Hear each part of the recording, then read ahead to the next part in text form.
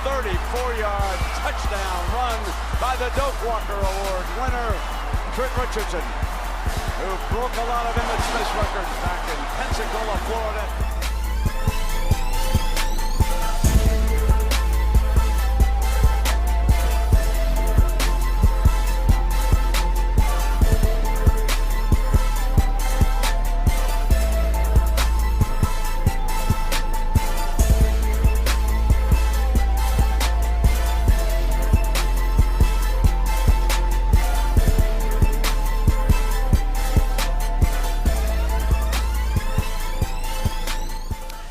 And welcome into the Sports Drive right here on ESPN Pensacola, 1330 AM, 99.1 FM, simulcast each and every day on Blab TV. I'm Chad Berliante, glad to be with you here as always, alongside JP, who had a fun weekend overall. Now, he believes he was in a UFC fight, but actually it just ended up becoming assault. It was not. It's all right. You know, it's fun sometimes to have those kind of weekends, but you know, you wore your UFC gloves, you came in there, but it was a family in the middle of a rehearsal dinner for that wedding. And I got a call about it because you had your ESPN gear on. I won, though. I know you did. Okay. But it was an actual fight. Like, I know you're getting in the mood. There's a big one this week, but, you know, are you all right? Did you get the bail money? Are you okay? Is everything good? I'm here. That's okay, all you're here. That's all okay. How was your weekend outside of that? I know it was, you know, a lot of things happening. Lots to talk about. A lot to talk about. As always, as we seem to happen every day here, even at 12 o'clock. No, but I got to go out there and watch Oklahoma and Virginia. That was awesome. That's awesome, yeah. Some people that, if you didn't get the memo there, may have been showing up to Blue Wahoo Stadium on Sunday thinking there was going to be a game, but the games got moved to a doubleheader. I didn't know until after it started. Yeah, I didn't check in and stuff like I should have, like a responsible person would. That's definitely don't. I can't relate to this. I was going to say, preaching to the choir. Yeah. No, but of course they started early because of the rain yesterday, which I'm glad they did. But awesome. I mean, really awesome baseball out there. Oklahoma, you know, after losing the game on Friday night was, they were on fire on Saturday. A lot of fun to watch and a lot of fun to see those guys, by the way, those college players interact with the kids and things, signing autographs, doing what they can do. The kids loved it. I mean, and you got to see some good baseball this weekend at Blue Wahoo Stadium. So a lot of fun. Anytime I can watch baseball, it's always a positive. And then back it up with XFL, sign me up. You know, the thing is, first off, to your point, I'm going to help you out here. If anybody was showing up yesterday to Blue Wahoo Stadium and they were upset, then have your kids like Peppa Pig play in muddy puddles.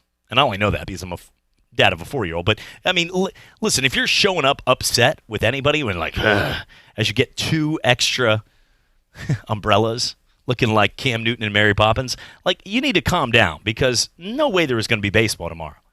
And stop with these, like, there's no retractable domes going on. You know, that's not happening. So Daytona 500, though, was in action. Great day. And you know what?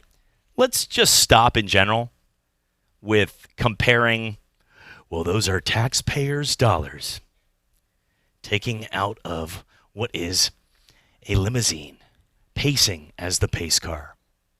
And then somebody else will come back with like, yeah, but, you know, Obama's out there spending tax dollars on what was happening with March Madness, filling out brackets, and did the same exact thing in a big event for the NBA championship. Like, let's just enjoy what it is. But I want to make this real clear, and then I'm moving away from sports. I thought it was a great moment.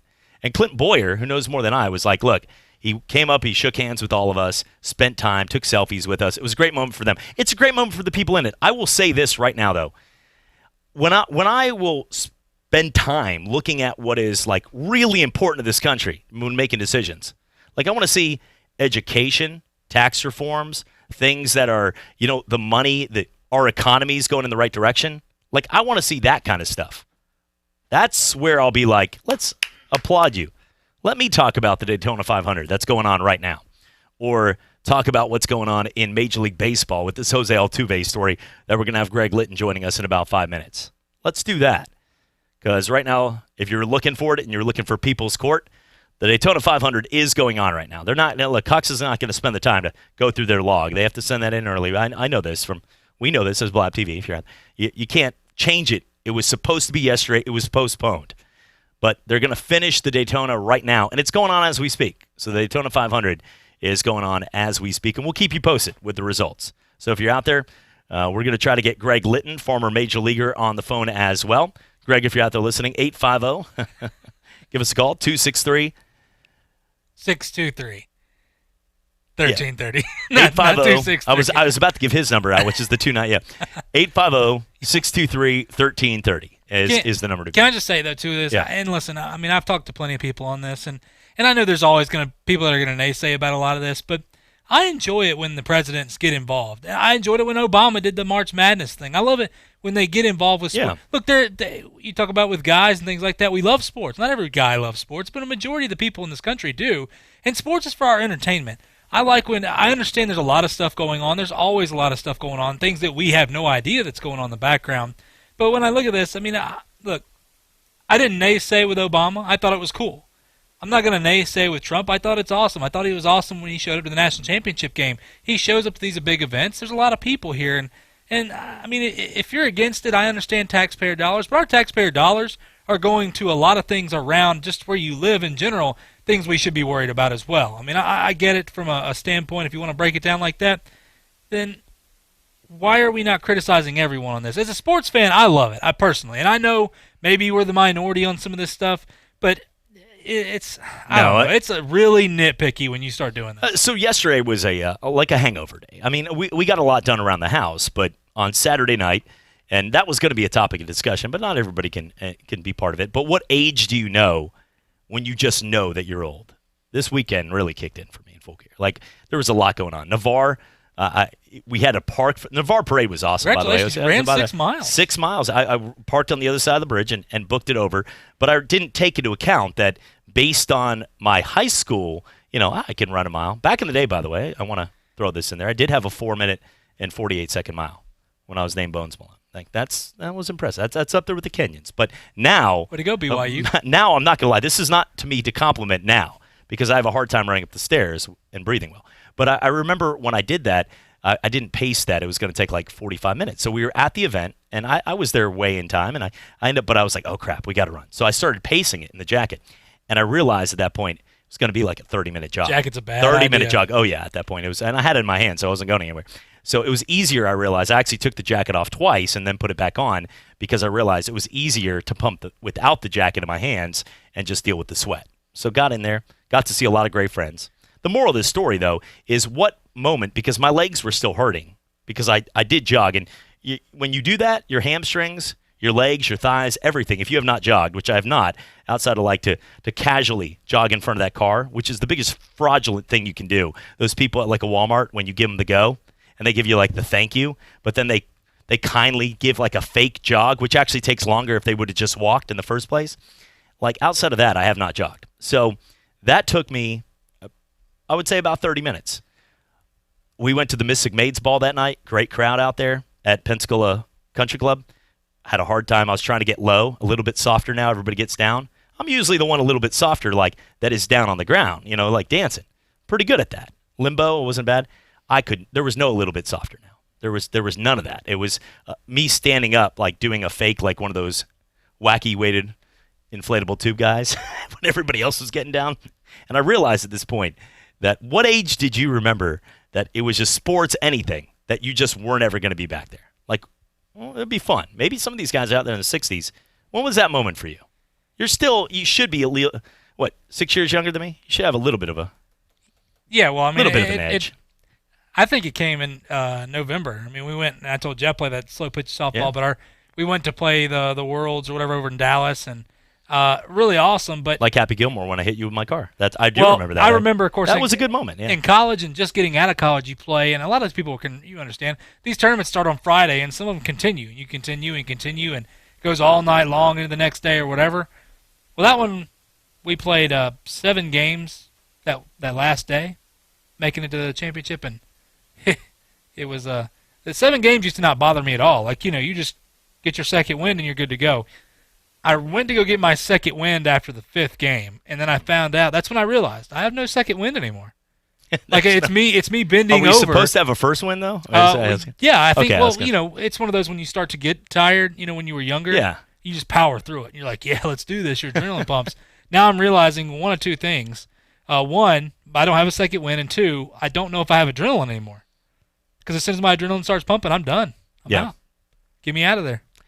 Moving on to some of the other things going on right now, there is rumors Jameis Winston to Chicago right there. Peter King, a lot of respect. He was down there with Chris Garagiola at Blue Wahoo Stadium, had a chance to stop by. He was making his tour. He's heading down to Tampa and had a chance to broadcast the Wahoos game. But Peter King's a reliable source. You know, when you hear that, the blue check mark guys, this isn't momsbasement.org. He knows what he's doing. And Monday Morning Quarterbacks, he's worked with NBC Sports. He was one of those old guys, if you go way back in the day of when they had HBO, when HBO was booming before you sort of got to sneak that in on somebody else's password on Apple TV or one of these things. But we actually pay for it, by the way. I'll make that clear. But I want to say, that's like a disclaimer here, but I will say that a lot of people, it was something special to have HBO back in the day. Remember that?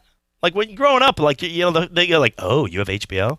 They have Cinemax? Like, but all of these things that, it was pretty cool. But the old school, he was one of the originals with Greg Gumbel, one of like the 50, yep. Brian Gumbel, I believe. Like the Gumbels. It was one of the Gumbels. Yeah. Gumbel to Gumbel. Gumbel to Gumbel. But he was, I mean, he's a reliable source. So Jameis Winston to Bears.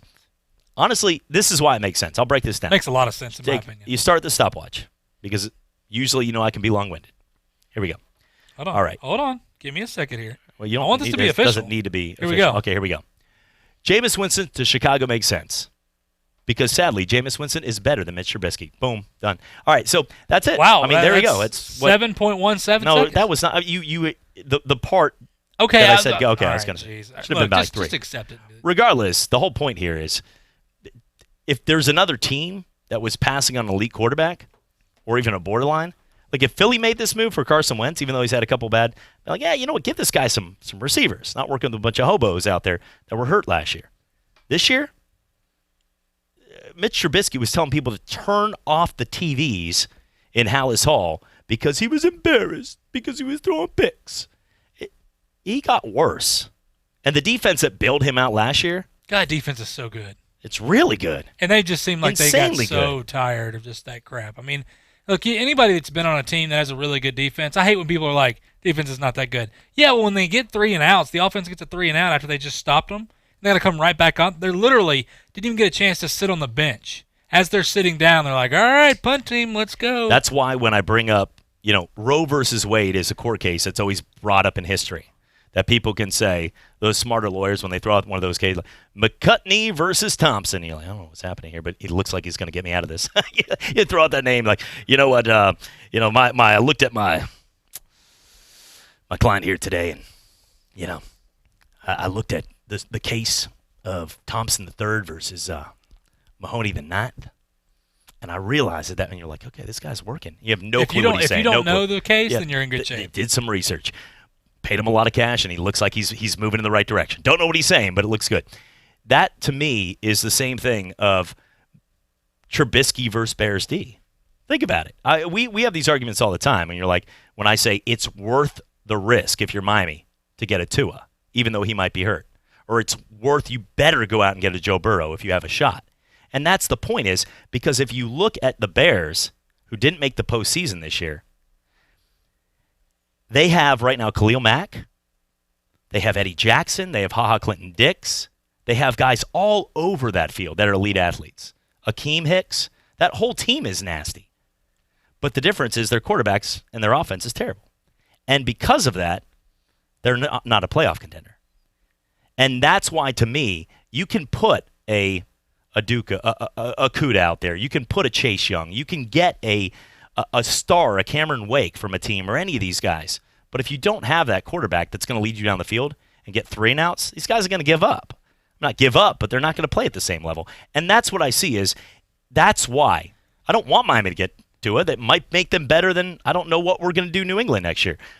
But I will say that a defensive player is not going to change your dynamics when a star quarterback for Cincy, Ryan Finley and his crew of misfit toys, is not going to do crap. I almost went with an S word there. That was the first time. I was so ingrained into that where crap, the real. I was going to say FCC laws. Look at that. 13, 14 years. I still didn't do it. But I will say the S word would have been better for Finley. That's what they deserve, the Bungles. But if you get a guy like you get with Joe Burrow, then you can win games. Nobody thinks next year since he's going to stink with Joe Burrow. With Ryan Finley, but if you gave him Okudah and Chase Young, I'd still pick Cincinnati to be 2-14. That's the thing is you can change the games if you have a right quarterback. But that doesn't mean you can't get the Nick Bosas and the others. If San Francisco would have never got Jimmy Garoppolo, I would have said to them, draft a quarterback over Bosa. But because they had an okay and reliable quarterback, pretty solid quarterback, then you can go after a Bosa. It's all about the game plan and strategy. I completely understand. I want to make that clear. I understand what you're saying. But the Miami point is completely different. This is when you look at Chicago, okay, Chicago's problem, they drafted fairly well in what they have when you look at what they have now. Besides Trubisky, which is why they haven't won crap. But at the same time, it's their own fault. They have stuck with Trubisky. They believed in him. They believed in him. Let's make that clear. That was their guy. Right. They believed in him. They're losing points in my book right now, yeah. Well, but what I'm saying, you have to hear me out on this. They believe that was their guy. Like they didn't. It wasn't like, well, I'm waiting we want for the this silver guy. lining in this. I am. We want this guy here. Like you would say, okay, well, we want a Tua, but he looks like he's hurt. Now they didn't have that. They went and got Trubisky. So when you want to bring this up, what I'm getting to here, they went out on a limb for Trubisky, though. That's what none of us thought. Exactly, yeah. And it didn't pay off. Right. So what I'm saying is, when you look at Miami's situation here, when you look at Cincinnati's situation here, now Cincinnati, Joe Burrow, that's a sure thing. You've got to take Joe Burrow. But when you look at Miami here, what I get at with Tua, and I know you disagree, people disagree, that's fine. But if things come back where he is not 100%, like there's like, well, you know what, it's going to take some time to get this heel or whatever. They're not going to give him time. If they do, I'm all for it. I want to go back on that. If he was to sit a year, I am for Tua going to the Dolphins. But if there's any doubt there, you move on, because this with Miami is not just the quarterback. That's what I'm getting at. It's not just the quarterback. Move on, go to the next year, go pick you up a free agent quarterback if you need to or whatever, but you have more than just the quarterback situation to take a risk on a guy that's not 100%. That's what I'm saying. I'm not saying you don't take Tua if you're Miami. Yeah. I want to make that very clear. I'm saying if the circumstances come up and there is something here that may scare you away from him, go get something else. If you got to have a quarterback right now, look, it doesn't matter if they have Tua. They're not going to compete for a playoff position. Not even a playoff position right now. I remember when you worked actually as a shrink in New York, and you gave that same advice to that couple. They did not like that. And I gave that same advice to Eli. Yeah, give it 1 year. If you just see, get out, go do something else. And I know they're still suing you. We're coming back for more. It's Sports Drive right here on ESPN Pensacola and Blab TV. We'll talk to Brent Baird of Lindy Sports coming up on the program. Bowling is a sport that will last you a lifetime, and at Cordova Lanes on Airport Boulevard, every night there is something exciting happening. Like on Tuesday and Thursday, it's penny a pin. Bowl 100, pay $1. Or how about starting your weekend off right by reserving a lane for just $25 at Moonlight Bowling. Enjoy a fresh-made pizza and the lowest pitcher prices in Pensacola. So what are you waiting for? It's time to roll your way into Cordova Lanes and experience fun like never before.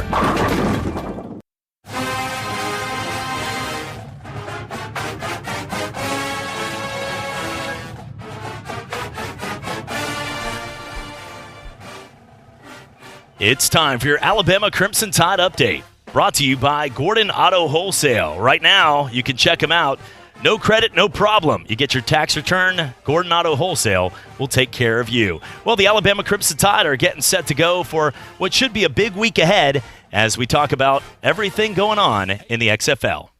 You know what that means. You can finally get that vehicle. And the place to go is Gordon Auto Wholesale on Palafox. Gordon Auto has been selling high-quality used vehicles for over 30 years in Pensacola, so you know they are a reputable place to go. Thoroughly inspect their inventory and are a certified Carfax dealer offering buy here, pay here. So if you have no credit or bankruptcy, no problem at Gordon Auto. Palafox, 2 blocks north of Airport. Call them today at 479-9200. That's 479-9200. Guys, waking up over and over to pee is not okay. But now, you can reduce those nighttime bathroom trips with the ingredients in Super Beta Prostate P3 Advanced. We're talking about less urges to pee at night, less bathroom trips during the day, and better bladder emptying. It's like taking 3 prostate supplements in one. You can try a full 30-day bottle of P3 Advanced. Free. Just pay shipping and handling. No strings attached, no obligations, and no commitments to buy. This is a 30-day supply, absolutely free. Call 1-800-253-7136. Super Beta Prostate is the best-selling brand in major retailers like Walmart. But for this no-strings-attached free bottle, you must call now. Call 1-800-253-7136. Don't miss out on this unprecedented free offer. Call 1-800-253-7136. 1-800-253-7136. Don't miss the President's Day sale going on now through February 17th at O'Reilly Auto Parts. Get 5 quarts of Castrol GTX High Mileage or Castrol GTX Magnatech Motor Oil. Your choice, just $19.95. Plus, get a $10 O'Reilly Auto Parts gift card after mail-in rebate. O'Reilly Auto Parts. Better parts, better prices every day. O'Reilly Auto Parts. His football career started as a quarterback at Pensacola High. It culminated as the coach of the Buffalo Bills. Now, Coach K. Stevenson talks football every day at noon on Talk Football with Coach K. Kareem Hunt got pulled over last week for speeding. This guy's been in trouble over and over and over again. Now, if they get him out of this, he will get in trouble again. Noon to 1, weekdays on ESPN Pensacola 1330 AM, 99.1 FM. We do sports, and that's all we do. We're your hometown sports station, ESPN Pensacola 1330 AM, 99.1 FM.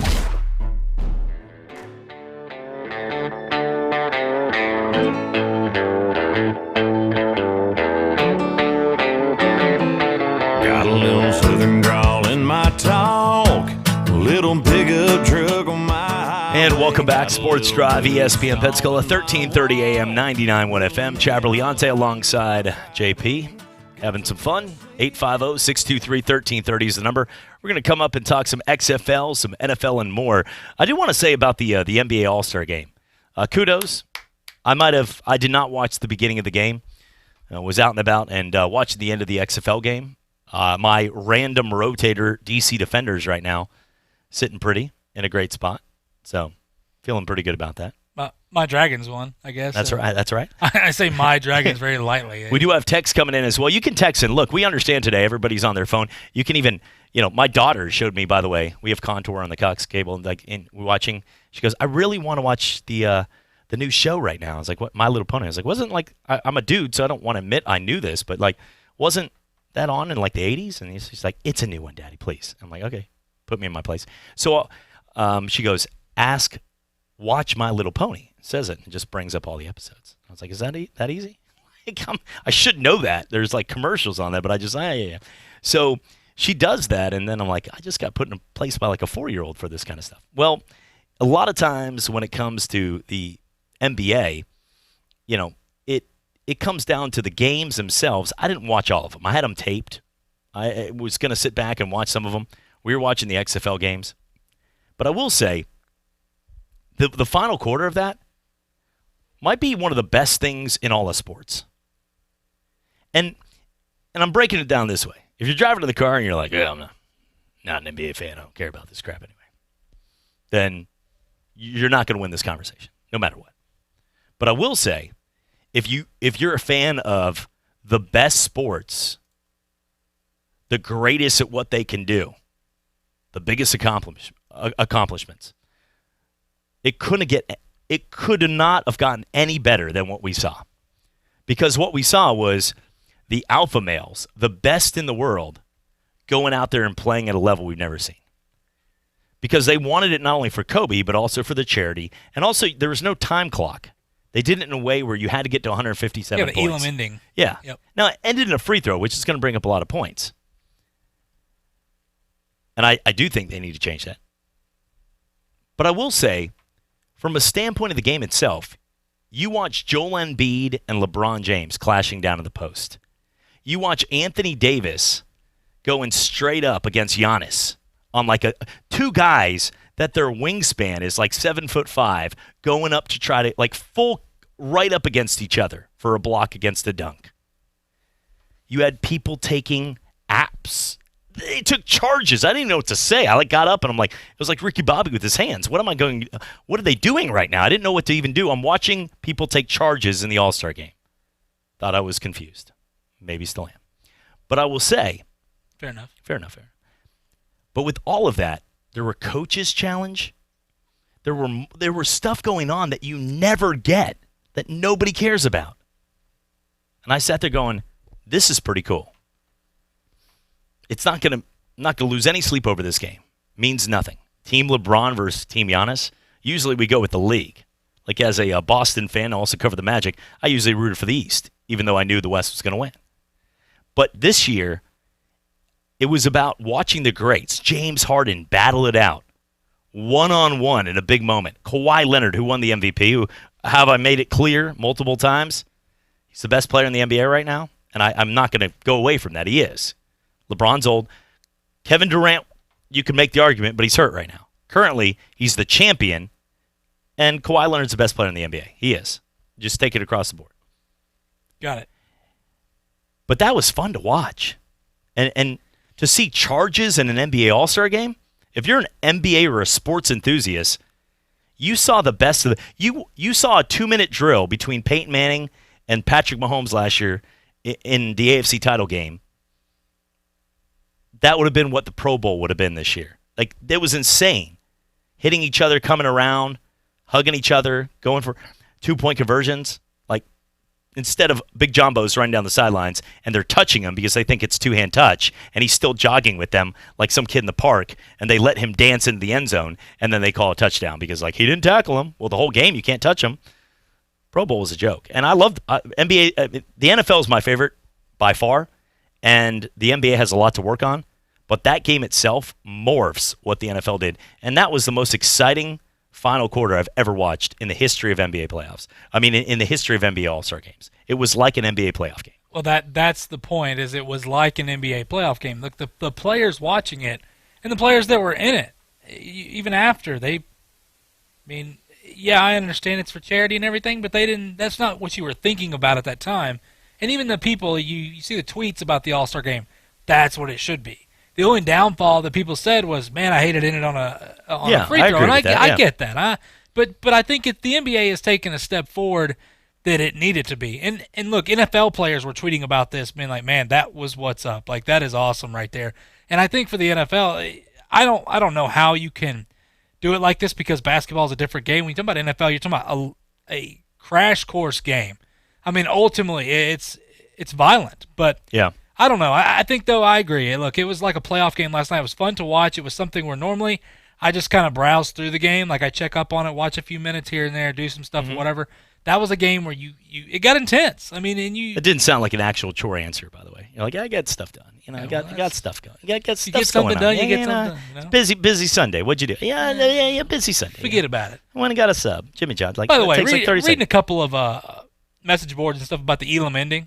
This all started with the basketball tournament, the big tournament they had going on, where you have a set score. People are like, "Oh, they need to implement that into NBA." No, that's not. I don't like that rule for that. I love it for the All-Star game and things like that. Yeah. But to break it down into an NBA, I don't know. I don't think it's meant for that. No, I do think, though, in general, though, the NBA can go towards this, and we talked about it. The one thing that I hate, college, NBA, anything, is when people are very good actors. Broadway, that's great. Thank you. No, but the great ones know how to be on Broadway. They know how to act. Oh. They know how to fake the pump fake and then run into it. But it doesn't take a lot of skill James Harden to do that. That takes more about you're looking to be an actor and you're getting to the free throw line, which I want to thank you very much. Elks Lodge free throw competition in South Florida, making 21 of 22.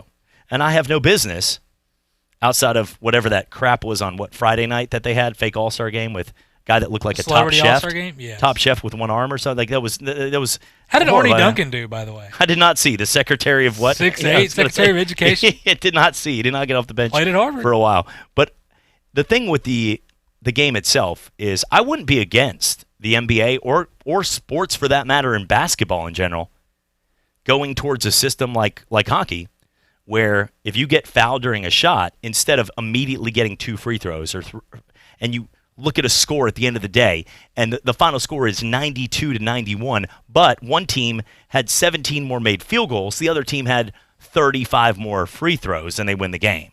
And I would love to see, though, if they did it where they took a guy off the court maybe for 30 seconds or a minute and did power plays, if they did it. I know people are listening now like, what is going on? Listen, but I'll make it real clear. Somebody in some game, whether it was Rucker Park, I have no clue where the origin came from this, But somebody a long time ago, JP said, you know what? Every pickup basketball game, maybe it was a very windy day on the blacktop, but they said, we're not shooting free throws. You get ball up top. You get nothing out of it. I always joke with the guy. This guy was a really good taker to the hoop. He was like 5'2". Couldn't guard him. I couldn't keep up with him. I was getting lazy. But I remember it was Orlando Park, Melbourne, Florida. But we would just be like, I was like, man, just hack him. Just make sure not to get him. I was that guy. I was John Chaney. So take him out if you to a point. Get him out. Get him out of here. I was a very kind person, kind gentleman. But I said, don't let him get a free layup when the worst thing that happens is he takes it up top. That's what happens at a pickup game. And I'm saying at least do something to the point where you get a minute power play or something, 4 and 5, where it's detrimental. And maybe you do get free throws ultimately for like if you get 3 1/4, just like they do with 2 minutes. Yeah, first foul in the last 2 minutes and you don't get a free throw. Something to the point. But do not go to the point where I don't like games being ended not only in this on free throws, but more and more sports today are when a team is down by a lot, what do we see? The great teams do. They don't come back off pure old MJ and start stroking the ball from all over the court. They start to go to the hoop and throw the ball up in the air and go to the line. And that's what happens. And the refs let them back in the game. And I want to see that go. I want to see the best play. And we got to see that for the first time in a long time, except for the final play, and the game is on a free throw. All of that great jazz for just that. I do. On that note, Chad, I want to make something clear. Saturday at Blue Wahoo Stadium, I did what you told me to do with the trash can. I took the trash can up top and started banging on it. Yeah. And Alex Bregman came out? Yeah, he popped out of the dugout. That's right. And he goes, how'd you get those signed? People didn't like it, though. No. People were not having it. We'll leave you with an Alex Bregman quote from one of the top owners that want to be anonymous. Here we go.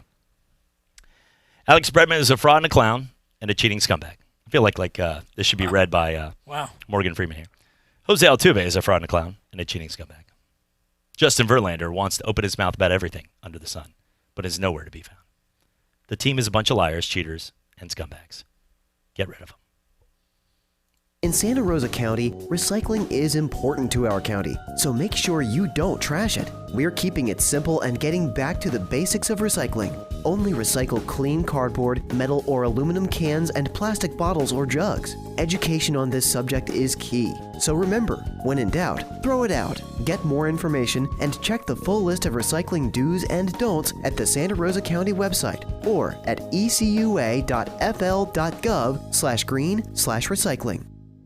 I'm Mina Kimes, host of ESPN Daily. Each morning, we bring you a deep dive into a single story from one of ESPN's hundreds of reporters. ESPN Daily is presented by ADT.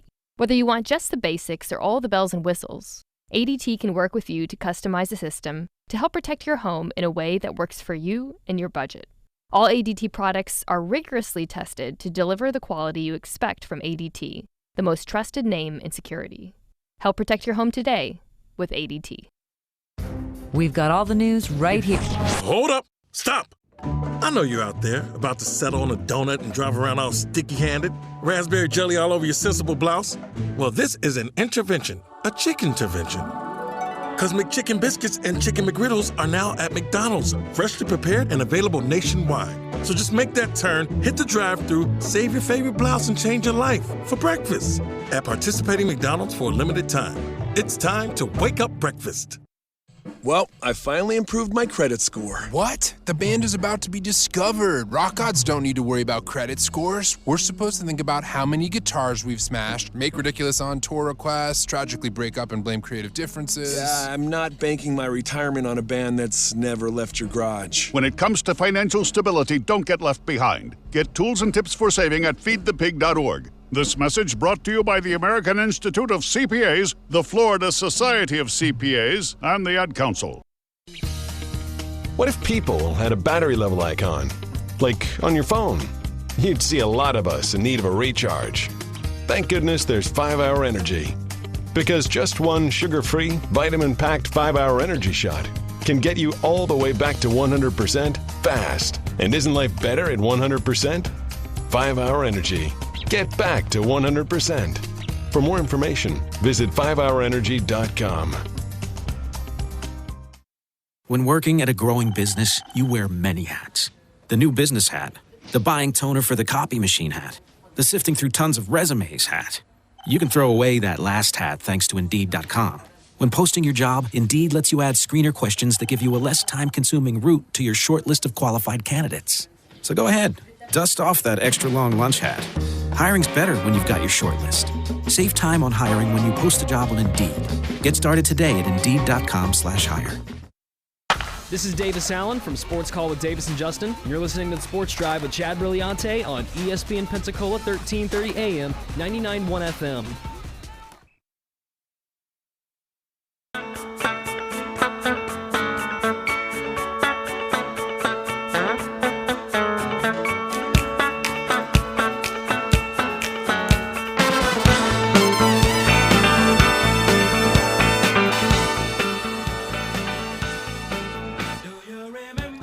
Welcome back. Sports Drive, ESPN Pensacola, 1330 AM, 99.1 FM. Simulcast each and every night on Blab TV, and also you can check us out on YouTube TV each and every day. 850-623-1330 is the number. Number of big parades coming up here. We'll be downtown this week for the Friday, Saturday, and then Sunday's Pensacola Beach Mardi Gras Parade, but both Friday and Saturday downtown for Pensacola. So should be an awesome time. Looking forward to being out there and having some fun. Let's go to our phone lines now, and joining us, you can hear him on 1010 XL Radio in Jacksonville, the Florida Gator podcast show, Gator Bait Magazine. He works with First Coast News and longtime sports journalist here for the SEC and all across college football, Brent Baird. Brent, we appreciate your time as always. Chad, good to be with you, as always. A lot going on in hoops and in football right now. Now, obviously, the big news as of today, the ACC agreeing with the Big Ten that they want to give everybody one free transfer, right, Chad? That sounds about right. Between the hey, look, it seems if you have a good enough excuse, the NCAA is not going to touch it with a 50-foot pole. I think this is there are a couple of things involved here. One is when these two conferences agree that they want to get something done, it's just a matter of time before the other conferences are in lockstep with them too, and that will be probably coming shortly. The other thing that they're not going to talk about with this is we continue to see rulings, not from the NCAA yet, but it's coming. It will be official because I think this will pass. But the thing here is, Chad, they really want to keep from having, for lack of a better word, a labor union with the NCAA football players, and by giving them more of what they want, is frankly another reason to keep that from happening. Yeah, and for the people that don't know, ACC is on board with Big Ten AD's transfer proposal. At this point, during the league's annual winter meetings, February 12th through the 14th, the ACC discussed the transfer environment and really unanimously concluded that as matter of principle, we support a one-time transfer opportunity for all student athletes, regardless of sport. As a conference, we look forward to continuing discussing this nationally. And then, you had the Big Ten jump on board. Look, then what's even the point?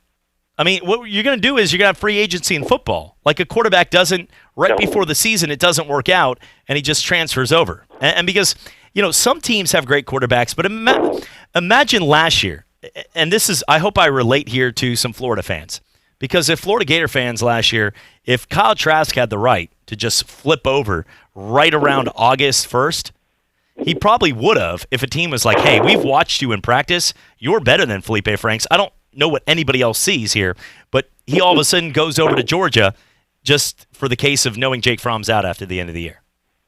Well, I mean, you could have had a scenario very similar to that one to go on. And I think some of this, too, Chad, is by going ahead and just saying, okay, guys, we'll give you a mulligan. Basically, that saves a lot of manpower and a lot of paperwork to go along with what you normally would do. Now, I'm going to be curious how this affects, if it does, the graduate transfer situation. I've always thought that if you go to a school and you graduate from there, well, that's what you should have been doing. And if you've got an extra year of eligibility left, that you should transfer wherever you want to. I hope that remains intact, because that graduate transfer rule to me rewards being able to graduate. So I would be very interested to see how that happens. And the other side of that, Chad, real quick, is okay, you're giving everybody a free mulligan.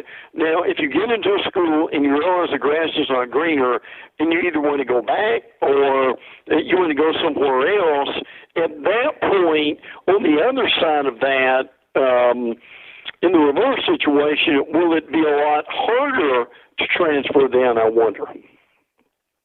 Speaking with Brent Barrett of College Sports Notebook, looking right now at what's going on in college hoops, there's a lot of teams, it seems, Brent, this year that are going to be right there on the bubble. When you have a scenario, when you look at it, should teams be rewarded if they've had weeks upon weeks of really bad games, but at the end of the season, they start to get hot or they know what's on the line, their crowds start to show up in droves when they haven't been there to support their home crowd throughout the year, and they win a couple big games? Should they be rewarded for those 17 and 13 years compared to some of the other teams that are 24-7 and have been doing it pretty solid, but have about the same roster overall? Well, normally no, but if you've got a team that particularly is young and they really haven't played together much, and they start to gelling and they start getting hot, and be making considerable progress as the year goes along, I think you could look at them as, hey, that's the hot team coming in. It took them a while in order to do that. So I can get that part of it. I mean, I also understand that there are other teams that frankly are like an EKG, and unfortunately, Chad, Florida's that way, are they not? A team that they could go on the road and lose to a mediocre Ole Miss team, and then they can start getting their act together as they have the last couple of games. But again, let's put against A&M and Vanderbilt at this point. They've got some real quarter one games coming up with Kentucky, with LSU. So if they want to get in, they're certainly going to have to earn it. Brent, JP here. On that note with college basketball, too, two things I want to ask you. One, this year it just seems like we don't truly have that dominant number one, or a couple of teams that could be considered number one. I think we've kind of accepted Baylor right now. And my next question to you, talking about the SEC, look, Auburn has shown signs that they can just be purely as dominant as anybody going on the road and beating Kentuckies and things like that. But when you talk about the SEC, Auburn, Kentucky, LSU, I mean, is there somebody that we should really be paying attention to? Is there a team that stands out to you when you've watched these games? Well, and I think with both those questions, the fascinating thing this year is the number of teams, and you can look at the net, which is their RPI right now. You've got San Diego State, Baylor, Gonzaga, Dayton, guys. Those teams are all in the top five. I mean, who in the world would have thought that we would have a top five right now? But the truth of the matter is, that is a bit refreshing for college basketball, and even in the ACC, the only teams right now that matter are Duke, Louisville, Florida State, and Virginia. Although we have seen that, but as far as the SEC is concerned, Kentucky, Auburn, and LSU, even though they're in a slide, are easily in the top 30 at this point. Florida and Bama are 35 and 36 at this point. Arkansas is 48. Now, what you hear this time of year is that if you're 40 or below in the net, that's where you want to be. So if you're going by that, Auburn, Kentucky, and LSU are in, and I think they are. And then who else is it going to be? Where you've got in Alabama and a Florida that are in the 30s too. So I think you're going to get probably 4 in from the ACC and probably either 4 or maybe even 5 at this point from the SEC.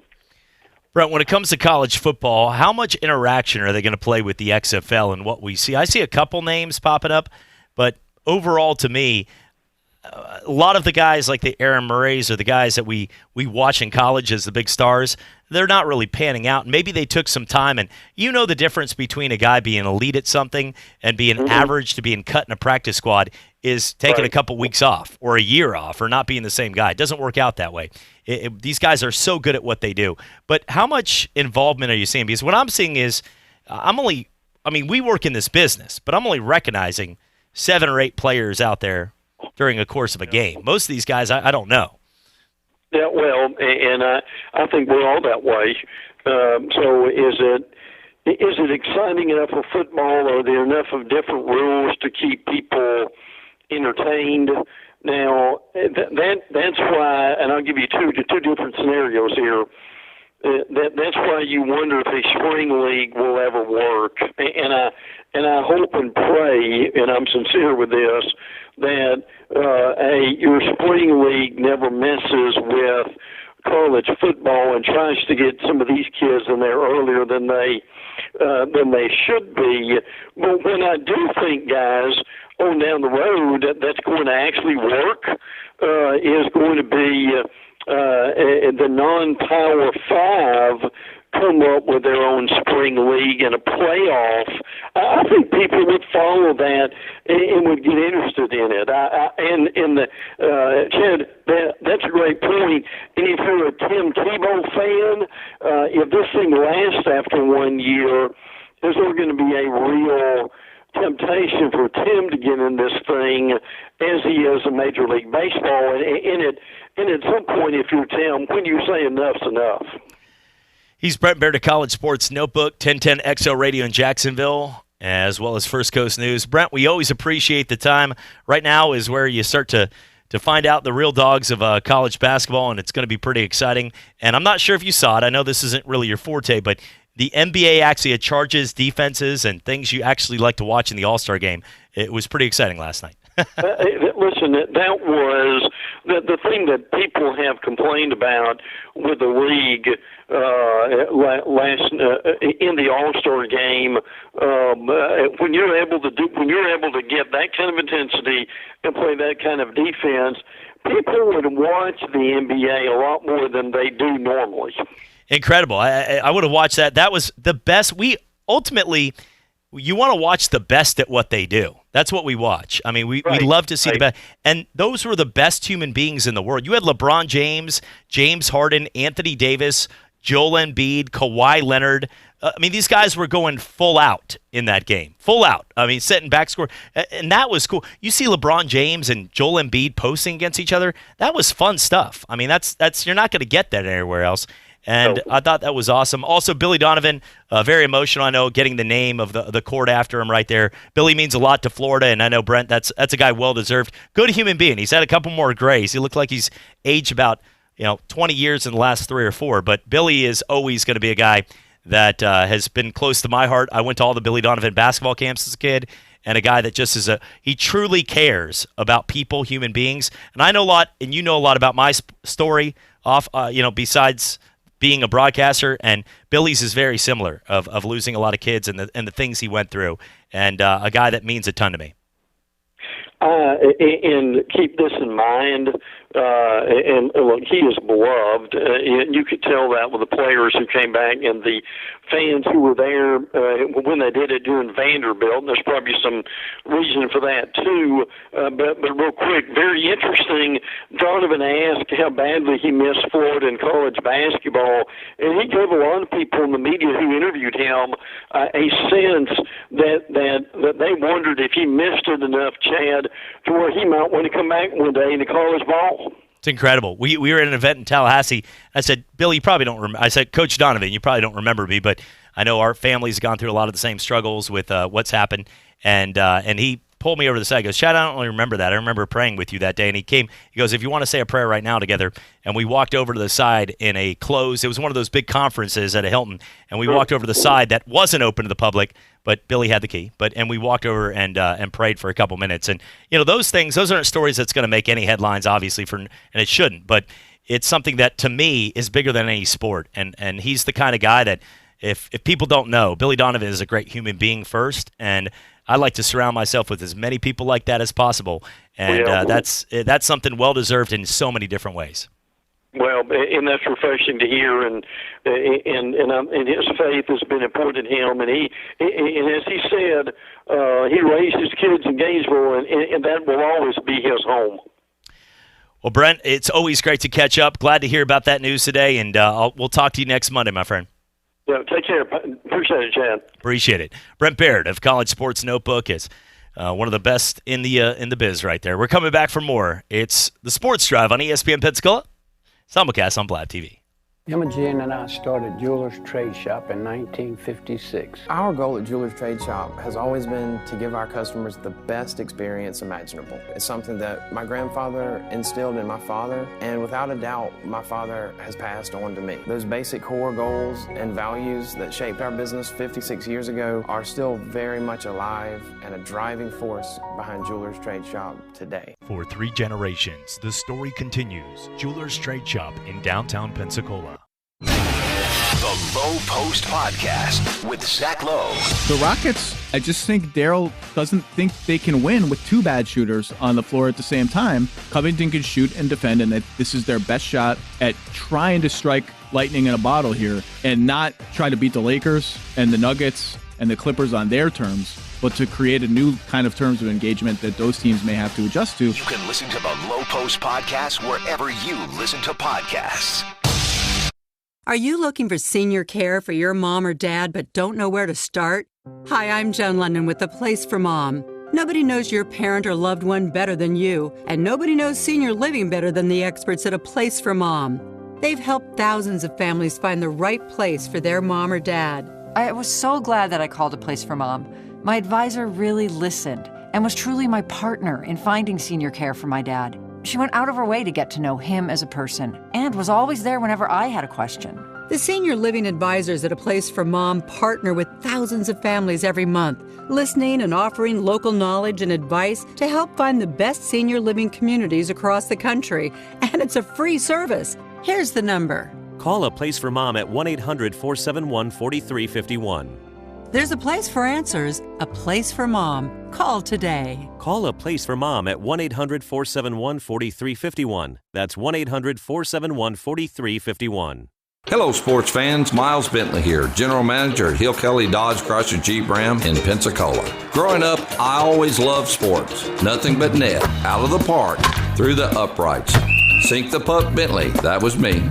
But my love of the game couldn't beat my love for Pensacola and helping folks get on the road of dreams in a new Dodge Chrysler Jeep Ram. Sure, I never went to the big leagues in sport, but we're all pro here at Hill Kelly Dodge Chrysler Jeep Ram. Proud to be in Pensacola. Just felt there's a huge need in Pensacola to bring foot and ankle services, specifically orthopedic foot and ankle services, to this area. There's so much growth in Pensacola. I wanted a freestanding orthopedic foot and ankle center to do this, and as far as I can tell, this is the only one really in the country that's freestanding. Most orthopedic surgeons are part of a multi-specialty group. So we offer on-site x-rays, on-site CT scan, and on-site MRI. They can come to one place. Visit NielsenOrthopedics.com to reserve your appointment today. The latest sports news is at ESPNpensacola.com and on Facebook at ESPN Pensacola. Plus, watch Chad Brilliante, Coach K, and Sports Call live on our exclusive YouTube channel, ESPN Pensacola 1330. This is Northwest Florida's all sports, all the time station. From Destin to New Orleans, sports fans come here for ESPN and local sports talk. ESPN Pensacola, 1330 AM, 99.1 FM. The teams, the games, the fans, the local talk. This is ESPN Pensacola, 1330 AM, 99.1 FM.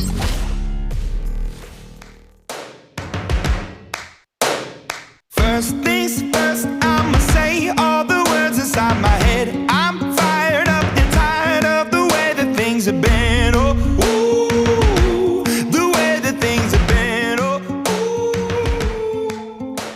Welcome back, Sports Drive, ESPN Pensacola, 1330 AM, 99.1 FM. Simulcast each and every day on Blab TV, where all of our balls are deflated in here. That's go Pats. I will say, though, that that's not a Please say line. something else. Yeah, I was going to say, that doesn't go over with the Nope. we tried that for an ad, and it got dismissed. But I will say, though, that the All-Star game, regardless of the free throws and all that, if we could get more of that, like that's honestly, we forget so much of the actual product in anything, and we talk about everything else. I mean, I know that right now Daytona's going on. We got 16 laps to go. You've been watching. You got a clear view. I don't know what's happening right now, but that's the spots we have. That's what we understand. I've got a picture of Coach K and a book on Tim Tebow. That's great. But I will say that right now we've got 16 laps to go, and yesterday was postponed. If you couldn't find it, it's because it was People's Court on Cox, but they're not gonna. They don't know what's going on Monday. They're going over it right now, but huge. There was a huge, just a complete with like 20 laps to go. Everybody, 17 car pileup. I don't have the exact number. Watching it though, yeah, they had to red flag the race. Huge wreck. Of course, you had a feeling this was going to happen at least once here. But, the thing is, when you get towards the end of the race, anybody knows a lot of, emotions run high here. Guys make certain moves they haven't made all race. And it's going to be interesting to see, though. It looks, I don't know. They're getting the track. I think they've got it about ready. They were at red. Now they have the caution out. Guys are getting back. They were allowed to pit. So 15 to go if you want.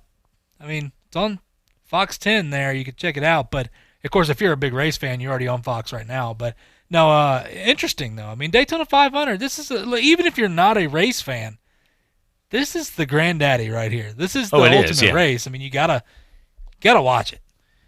Yeah, one of the best right here, and a great day yesterday. I know our president did the flyover right there, and it was a nice moment at Daytona overall right there. And by the way, Jeff Gordon doesn't age. He's up in the booth now. Him and Burt. By the way, no, Burt Reynolds is dead, but Tom Selleck. They showed a picture of him from back in the day when he used to do Miami Vice and now. And does he look younger now? He looks the same exact person. Like Dick Clark didn't age for like 30 years, but he's the new Dick Clark. He does not age. There's never been a moment right there. Like anybody that's like, ooh, that guy. Any women out there that are like, this guy still looks good, man, right there. Like that's a 75-year-old man right there. Should be on hover round commercials with that. Like that's incredible. If you're 75 and still in good shape and you're like, how dare you say that? Well, you and Tom Selleck have something in common. There you go. When we come back, we're going to get to more on what's going on in college basketball. The ACC and Big Ten talking about opening up the door to not having to wait a year and sit out for transferring. We're going to ask you. And Greg Litton's going to talk some more Major League when we come back right here on ESPN Pensacola and Blab TV. This is ESPN Pensacola, 1330 AM and 99.1 FM, the only local station that talks sports 24 hours a day, 7 days a week. From Gullick and Wingo to the Sports Drive with Chad Brilliante. Plus talk football with Coach K at noon, sports call every Saturday. If you'd like to partner with us as an advertiser or a promotional partner, just give us a call at 262-6000. You're listening to ESPN Pensacola, 1330 AM, 99.1 FM. All sports, all the time. WEBY, Milton, Pensacola. Ladies and gentlemen, can I please have your attention? I need all of you to stop what you're doing and listen. Coming up in the second hour of the Sports Drive, we're going to get to more on the craziness happening with Houston, sign stealing, pitchers and catchers reporting Daytona 500 in action as they finish the last 10 laps. And we'll talk some college hoops, and you're not going to believe who jumped off the Grand Canyon without a parachute. Has just become the NFL's all-time leading rusher. Across the middle, it is caught for the first. It's Baldwin shaking free and sprinting down the sideline for the touchdown. His third of the day. Doug Baldwin. Derek Brooks, who ran back 3 interceptions for touchdowns in the regular season, does it to cement the Super Bowl. Boxing's elite, the new WBA heavyweight champion of the world, Roy Jones Jr. Baldwin beaten. The result has come up on screens that Gatlin's taken it. Goodness me, it was a blue American vest. 992 for Gatlin. 992 by the American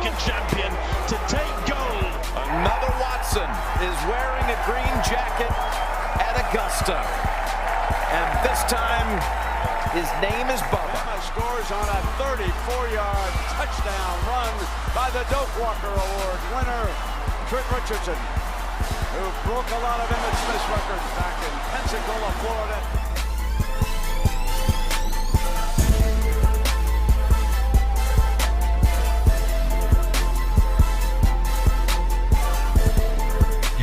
Welcome back. Sports Drive, ESPN Pensacola, 1330 AM, 99.1 FM. But at least one guy already knows that, what that is. That's the frequency. And simulcast each and every day on Blab TV. We're getting reports right now that there was a man that climbed the ESPN tower, so we had to power down the frequency. And people can still listen on 1330 AM in the stream. You can go to ESPNpensacola.com and watch as well on Blab TV right there from 5 to 7, replayed midnight to 2 a.m. I feel like this is a prank I would make, but this doesn't seem like, a prank. No, I mean, but it's one thing like you wonder. I like to see some of these photos, though. That's photos some are climbing fake. skills. Yeah. I don't think. Did the guy like climb the tower that he wasn't, or was he climbing the tower because something was wrong? Oh, no. If it's a guy like, I'm gonna climb this tower, yeah. Maybe he thought that light was like a huge cherry. He was trying. He was in like some Mario Brothers kind of. I don't know. That's true. That's the thing is I've learned a long time ago. You can't try to figure out people that you're not going to be able to agree with or not going to be able to figure out. You know what I'm saying? Yeah. Like you can continue to go down a path where you're like, or you can just accept that that's where it is. So in this case, this guy climbing the tower, no clue why he did it, and I don't think we'll ever know. Oh, I wonder if he's listening. Besides, he thought that the top of the tower was a cheeseburger. There you go. 850-623-1330 is the number. So Clint Boyer is right now currently in the lead, isn't he? Look at this. Look. Now, is this something he was a few seconds ago? I'm looking at right now. Newman, right here. Okay. All right, well, he's not anymore. Okay. Boyer's now in 7th. Wow, that's what happens when I look over here. I'm getting live feeds right now on ESPN, and you've got the TV in front of you, so you could have just said that. You know what I'm saying? Well, you did. You said no. Why when I said no, you looked at me like, because I'm looking at I'm on right now looking at live updates of the report, and you actually have the television of the race. So if you don't mind, you gave JP me the host Chad Brillante will be producing right now. So if you'd like to know what I was going to say, love the seat right here, right next to our good friend Crash.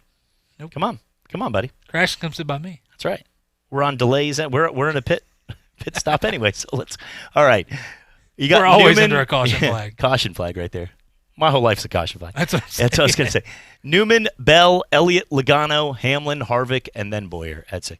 I wanted that to be a good story because that's the one who posted such a patriotic moment with and President Trump's like, let's make this happen. And Jimmy Johnson, it's his farewell tour this year as well. Yeah, but Jimmy Johnson is one of those kind of guys, though, that it's really hard to know if he'll be going down as the greatest ever. Like kids will talk about him 40 years from now. It's hard to argue that from a standpoint of straight up racing, from restrictor plates to everything that's happened with the France family over the last 10 years in NASCAR, for him to be as good as he has, with big names making pushes like Tony Stewart. You had guys like Jeff Gordon. Yeah, but you look at the big names, the Bushes, Gordon, Edwards, all these guys, Tony Stewart, that made big runs, Logano and Keselowski, and all the ones that made. Jimmy Johnson was for Hamlin and Harvick. He was consistent for a long time winning races. And I don't think that, if you just look at straight stats, it's hard to say that he's not the greatest ever. And I know people, whoa, don't go there. Dale Earnhardt, the Intimidator, Richard Petty, go back to AJ and the families before that. Yeah, I understand. I know enough about racing to know, but I will say, though, that if you look at straight stats, Jimmy's are as good as anyone. And sometimes you get there. It's like Roger Federer. If you look at Roger Federer, Federer is the best tennis player of all time. It's not a discussion if you look at the stats. But our minds want to be like, first off, there's a lot of those Swiss watch commercials. I don't like them. I liked Pete Sampras and those guys back in the day. Jimmy Connors and John McEnroe was fun. The guys before that, the Boris Beckers and Ivan Lendls. Well, no. The best ever is Roger Federer. Best stats ever by far. But people want to see a little more. They want the entertainment aspect. All that jazz. And that's something that comes with sports today. The guys that go and they do well and then they go home with their trophy and then they show up the next week and win again, they don't get the same as the guys fist pumping at the club that are partying because they won one tournament. Those guys make a lot more money, and they always will. But I do know, though, if you're a fan right now of not only what we've seen in racing and NASCAR, but Jimmy Johnson's been really good for a long time. Did he not pick up again? Nope. All right. No. Same number? Same number. All right. Getting juked twice. Is the phone line working? Yeah, we had Brent was well, that's on. right. I was going to say, yeah. That was only a few minutes. You never know. Make This sure race. I don't know. Hey, 850-623-1330. Ethan has texted in, do you think Rudolph used a racial slur? No, I do not. I do not at all. And I don't know. Mason Rudolph, he doesn't, I'm not saying he's the best human being ever, but there's a big difference between people. If I'm judging based on, the people, there's actually people out there that make a ton of cash and, like, they can work whenever they want. But, like, I don't know how even you put this. This sounds funny, but it's like calligraphy landscapers or whatever. The guys that they can tell different handwriting patterns to know exactly. They work for the FBI, a lot of them, like to tell if someone forges a million. Calligraphy That sounded really cool, but I have no clue. That was you lost me on the landscaping. 100% made up, I'm looking landscaping your letters. Looking that up. There is a job. There is a name for that. And some people make a lot of money to, like, be brought in to just check that. They always have, like, some kind of pocket watch microscope. They get in there like, hold on a second. Let me break this out. This big lens. Mm-hmm. Yep. Pattern looks good there. That's a swivel. Like, they know what they're doing. But you talk about with Mason Rudolph and body language. I've always said I'm pretty good at reading situations, reading people. That's always been I can tell how if you walk in. Look, we're in broadcasting and sales too. As anybody in sales or anything, you can walk into. Frankly, you're going to have a drink with somebody for the first time or a date. One of those kind of, immediately probably, if you have any clue, unless you're oblivious to the world, that person either likes you, there's something there. If you walk in and the first reaction, I'm going to zoom in on the camera on TV on this one, like the first reaction, you have like a blind date and the person's like, probably more than likely you're not going home with that person. You know what I'm saying? Like, you're not going to win that night. But if you're out there and for somebody like Mason Rudolph, immediately when he was asked, he picked the wrong job then. He can make money as a quarterback, but he can make a lot more in like one of those acting movies. If he was like, listen, this is exactly how I've been calling out people to answer questions for a long time. Is if you truly didn't do it, Sean Miller with like 12 font, I did not, hold on a second. Is this page 2 or 3? Okay, yeah. I did not pay DeAndre. That's not how you spell DeAndre. That's Ayton. He's my center. Sorry, Ayton. That's who it is. I didn't pay him $100,000. That video I was talking to, that wasn't me. Me? Is that an extra E? Why'd you put an extra E on this? Like, none of that looks sincere. Same thing when Jose Altuve. We like Jose Altuve, but when he was asked about the situation with wearing a wire, Jose Altuve goes, I mean, I like Carlos Correa. Gurriel, very nice guy. We're all good people. We're good people. We're friends. They did their investigation. They found did it. nothing. They didn't do anything. We're just all good people, and we love baseball. And you're like, not once did you say, I'm not wearing anything on my chest right now. You want to see? Like, there was nothing there. So, or you had a month to tell people why you went as you came home, and grabbed on to something in your shirt, and then waved people off in what was the biggest moment of your career. We all saw that. Now you're all calling us stupid if you're like, no, didn't see it, didn't happen. we all saw it, so tell us why. Now it's your answer to why. So he had time, lawyer, whatever. He's their face. He's an MVP. He had time to come out there and say, you know what happened is, look, he could have said anything. I got bit by remember that bee? Could have done it with a smirk, like a complete, but been like, yeah, remember that bee that attacked everybody in Cincinnati? Got me right in the chest, scratching it, man. There's no bee in your shirt. It's a dome. Yeah, that's what it's a bee. And people have been like, all right, something bit him, whatever. They did their research. He didn't have anything. He didn't have any reason why you grabbed your chest. Oh, hey, why did I find you at home with my wife? You know what? I love Hondas. Man, that's so cool. They got good gas mileage, the fuel efficient. Yeah, they are. Yeah, they really are. They got good wheel. Hey, whoa, go back to the wife. Blue? You like blue over green? I like green. 4-door sedan. Like, it completely deflected everything. And as a Pats fan, I know this. This is like my forte right here. So I will say, though, there was nothing that he showed. And I was rooting for Altuve. I was hoping, okay, have something. Tell us something. Did you have something there, which was your jersey was too tight? You wear like kids mediums. Like, there could be something to why you grabbed onto your chest, and he gave us nothing. Complete fraud. Not believing him anything anymore. It's over. I mean, they cheated badly, and you could tell now. Bang trash can for 1, bang trash can for 2. But I will say, with the situation with Mason Rudolph, he immediately came out and he's like, this guy's a flat-out liar, dude. I didn't say anything. I had 15 people standing there. Not one person tells me that Myles Garrett said anything.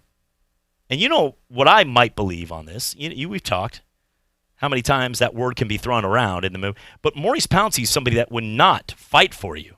He is all a part about the movement of what's going on, about taking a knee. The Pouncey brothers, you think for a second that who was standing in the middle of the trenches there, right there on top of the play, if he would have yelled the N-word directly to Myles, which would have had to cross the sound waves of Maurice Pouncey's face, do you think that Maurice Pouncey would have turned around?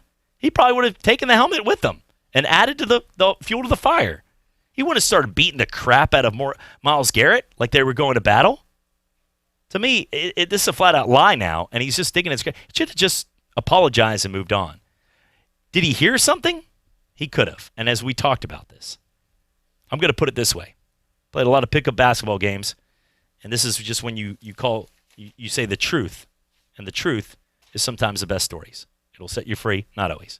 Don't tell somebody you don't look good in those jeans. You won't. That doesn't win. The truth doesn't always have to be answered. But I will say, played a basketball, they always call me BYU. You can take it for what it is. But I might be the only white person on the court. And I've heard the N-word 700 to 800 times during the course of that 3-hour basketball game. And not once did it come from me. So could have somebody yelled the N-word during that time and he heard it? During a heat of a battle between two rivals on the football field? 100% he could have heard it. But to just call out Myles Garrett immediately and then, or to Mason Rudolph, and then swing a helmet at his head with no proof of that, that's where you lose the right to play for a year, as it should have been. And that's why I'll say on this. I hate talking about this just because, listen, Mason Rudolph said he didn't do it. Of course, this took a little time for Myles Garrett to say this. And I know that when it came out, it wasn't supposed to come out. All that being understood here. What I'm going to say is I agree with you on the points when you talk about Pouncey and those guys that didn't hear anything. If you accuse somebody of something like that, you better be sure it happened. Simply put, simply said, that's it. Nothing else to it. Myles Garrett in this whole situation, and Mike Tomlin. We saw Mike Tomlin, and look, Mike Tomlin's a guy that would speak out against this. He has spoken out before on stuff. They asked him, Stephen A., did you know that this didn't happen? He said, I know they didn't say that. I know he did not say that word. So it's something that people can go, well, that's his coach. Of course he's going to say that. Well, this is a guy that, listen, I promise you with Mike Tomlin, if something was said in that tone or in that way, he would not put up with it. He would have been the first one to get rid of Mason Rudolph, because understandingly, this is a big deal when you talk about that, what was said or what was supposedly said there. All I'm going to say on it is, we've gotten the rumors now are that Mason Rudolph is threatened to countersue or sue him for the slandering of his name and what it means, and I don't blame him. If he didn't say it, and somebody comes out and says something about that, regardless, that player will be looked upon differently. Yeah. And he shouldn't be for no reason if he didn't say it.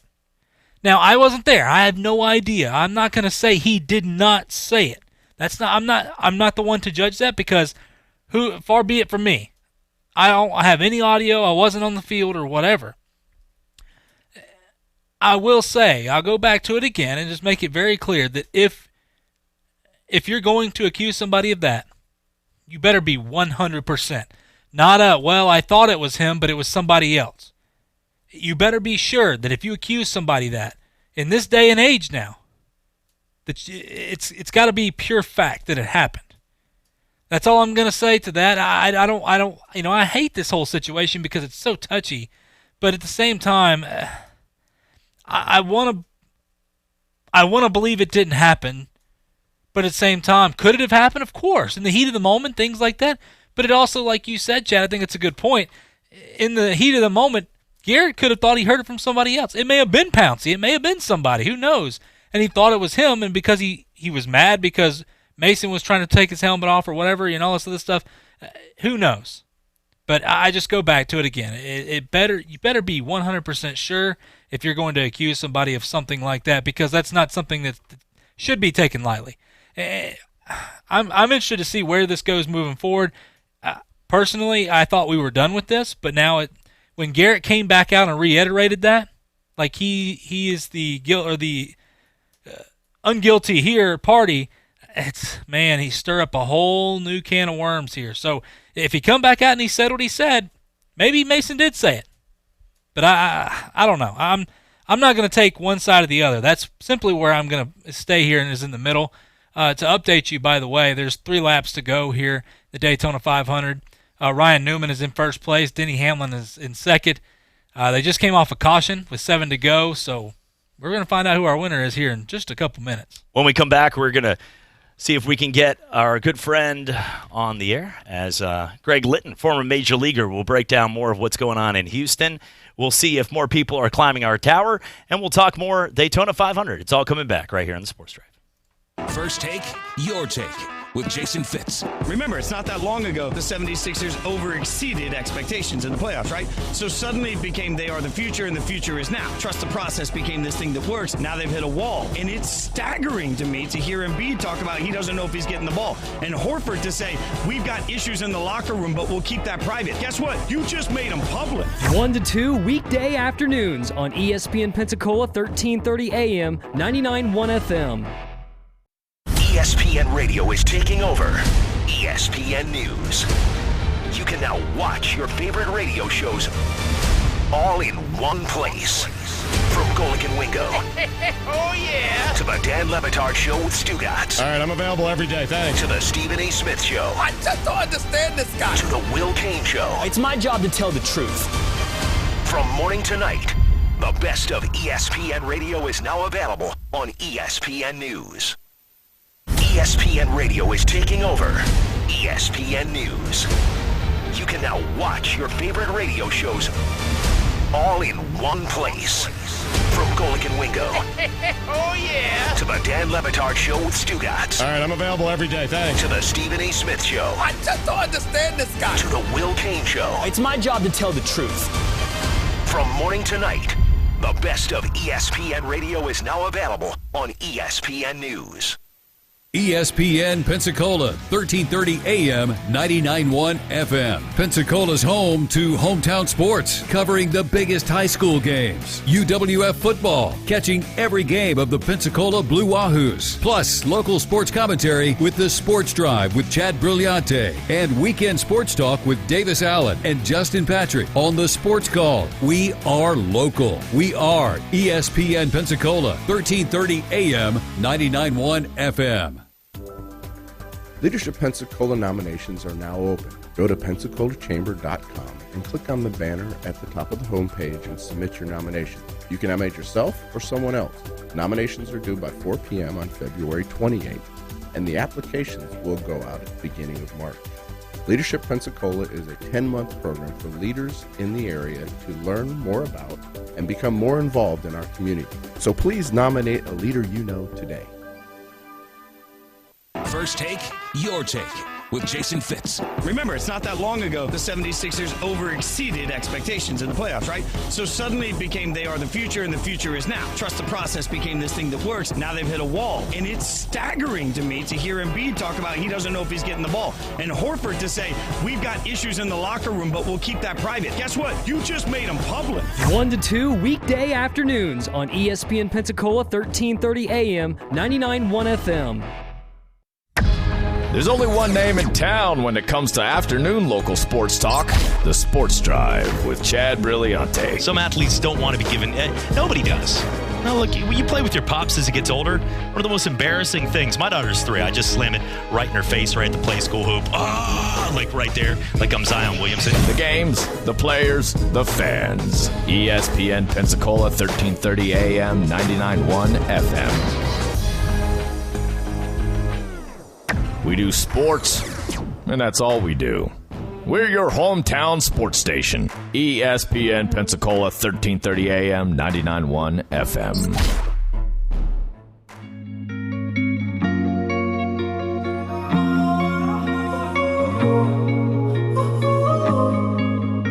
My last made me feel like I would never try again, but when I saw you, I felt something I never felt. Come closer. All right, I think we're good. Welcome back, Sports Drive, ESPN Pensacola, 1330 AM, 99.1 FM. Chad Brilliante alongside JP. I'm glad I've been doing this for a while. You know, this might be one of those Berman moments, but we're all good. I will say, though, looking right now, we got 2 laps to go in NASCAR. And they're in overtime right now. The OT. They're going into the OT right now. Going OT. Can we talk sports right now? Okay. I was just not sure. I was wondering if there was something else going on. All right, let's go to the Continental care. Oh, that's someone needs a tissue right there. Would that be wrong if the Continental NASCAR? By the way, who is that? That is Google fingers.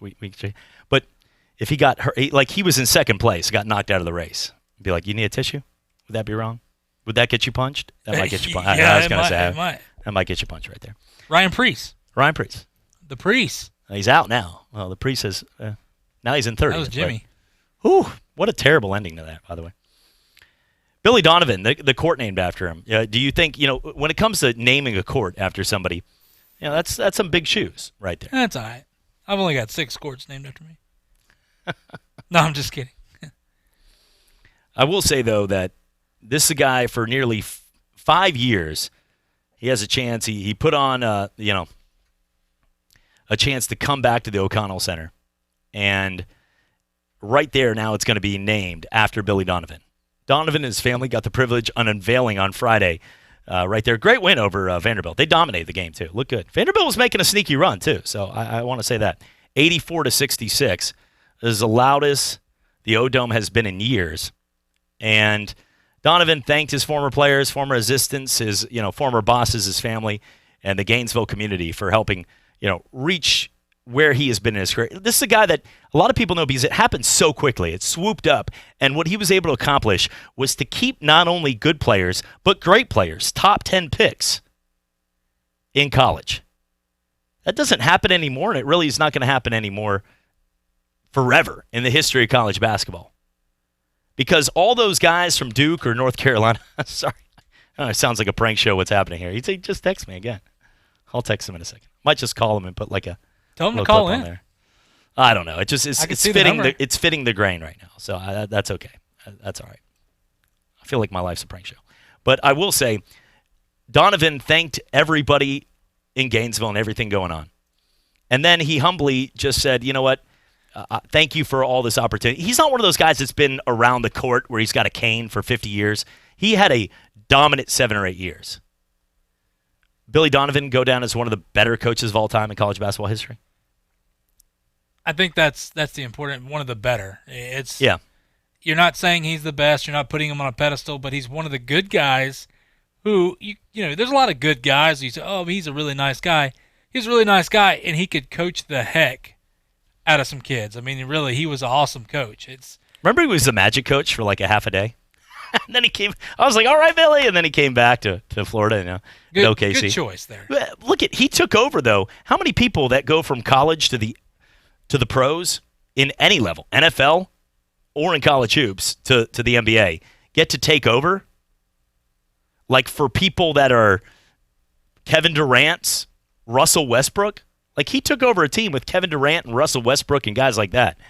And joining us now, former major leaguer. You can catch him around here. A great guy when it comes to talking baseball each and every day. And I know he has so much to say about tipping pitches and the things that do not make the game so sacred that he played. Greg Litton, what's happening, Greg? Chad, what's going on, brother? Man, we're just enjoying life. And first off, talk about, I know this weekend we had Virginia and Oklahoma in town, but how cool is that for memories for some of those kids, the Big Ten and the ACC, to get a chance to play in that game right here in Pensacola?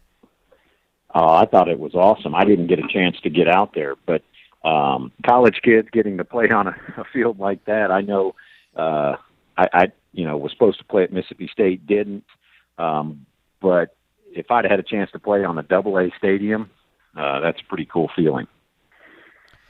Greg, looking right now out of what's going on for Major League Baseball, it's been a bad look because Houston, look, you enjoy thoroughly any team that beats the Dodgers. I want to make that clear as a San Francisco Giant fan, but you want it to be done the right way. You're a baseball purist being in Major League Baseball, and I'm not going to lie. We always give people, whether you've got two daughters and, I've got a daughter, but if you had even your family, if they showed a videotape of somebody like, hey, were you doing this? And then the videotape clearly shows what they told you they weren't doing, you'd be like, gosh, I got your back, but it doesn't look good for you right now. But Jose Altuve, we want to believe that this guy's a kind guy, giving everybody under 5'4" with little man syndrome a hope one day they can excel at something. And that the difference is now we think he's a cheater. And after watching that video, Greg, I'm not going to lie. It looks like he clearly is grabbing onto something inside his jersey and waving people off to touch him in what is the biggest moment of your career of you just knocked Aroldis Chapman to go to the World Series, and you're waving people off to not grab your jersey. That looked as sketchy as I've seen. Yeah, I got to be honest with you, Chad. And you know how much I like anybody beating the Dodgers. Even I can't root for that. That's why I made that clear. Yeah, that's it's disgusting. The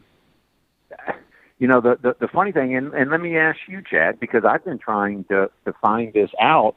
Everybody says, okay, it's against the rules, but nobody's willing to say what the rule is. When I was playing, and I'll compare it to, people try and argue, well, steroids weren't really against no, baloney. Steroids were against the rules. We all knew it. You couldn't bet on baseball. We knew all these rules, but nobody seems to really know what the rule is about this electronics and stuff. Now, there's no doubt it goes way beyond any, if it's just an unwritten rule. But is it against? Has somebody come out and explained what the rule, Major League Baseball rule is on this? I don't know if they've gone this far. That's the funny part is, like, golf has been played since the days in Scotland with a pebble and some sticks with a basket. And I think it's funny because those golf, and you've seen my golf game, so it's the cart lady and then quickly as we can get to the green with an awkward swing. But when people in golf, there's 1,000 rules you wouldn't even know. I mean, there's rules that a guy tried to call me out. I was trying to hit a ball out of a scrub J zone, and not only was I going to get a 2-stroke penalty, guy wanted to get me like a $20,000 fine and call the EPA in a high school tournament. This was not a joke. It sounds like a joke, but sometimes there's rules that you've never heard of. Well, baseball doesn't seem like they have one that was written for like devices inside your shirts if you're banging off a trash can on what the count is. But you know as much as I do, though, Greg, if I'm going to tell you this, because we all, JP played college ball, I played college, you played at the highest level. But when you get to that point, you know the game at least. And I'll tell you, if they were just stealing signs from a camera and then using that for the next day or the next hitter or even the next at bat, I think that happens all the time. But if you're getting a beep beep or a drum because you are zooming in on the catcher's crotch area on the pitch and you know exactly what pitch is coming during that at bat, that makes it so easy because think about this, and you know how hard it is. Nolan Ryan was the guy that was the Aroldis Chapman back there. But if Nolan Ryan, who threw the gas, came back with an 82-mile-per-hour slider and somebody teed it off into the bleachers to go to a World Series, wouldn't you, even if it was your teammate like a Kevin Mitchell, go, how the heck did he time that? Well, I'll tell you this. I'll be the first one to admit I did see Will Clark, Kevin Mitchell, and some of these guys that were much better hitters than I was do stuff like that. But getting back to this though, like you said about Altuve. Now I'm sorry, that doesn't officially prove anything, but my goodness,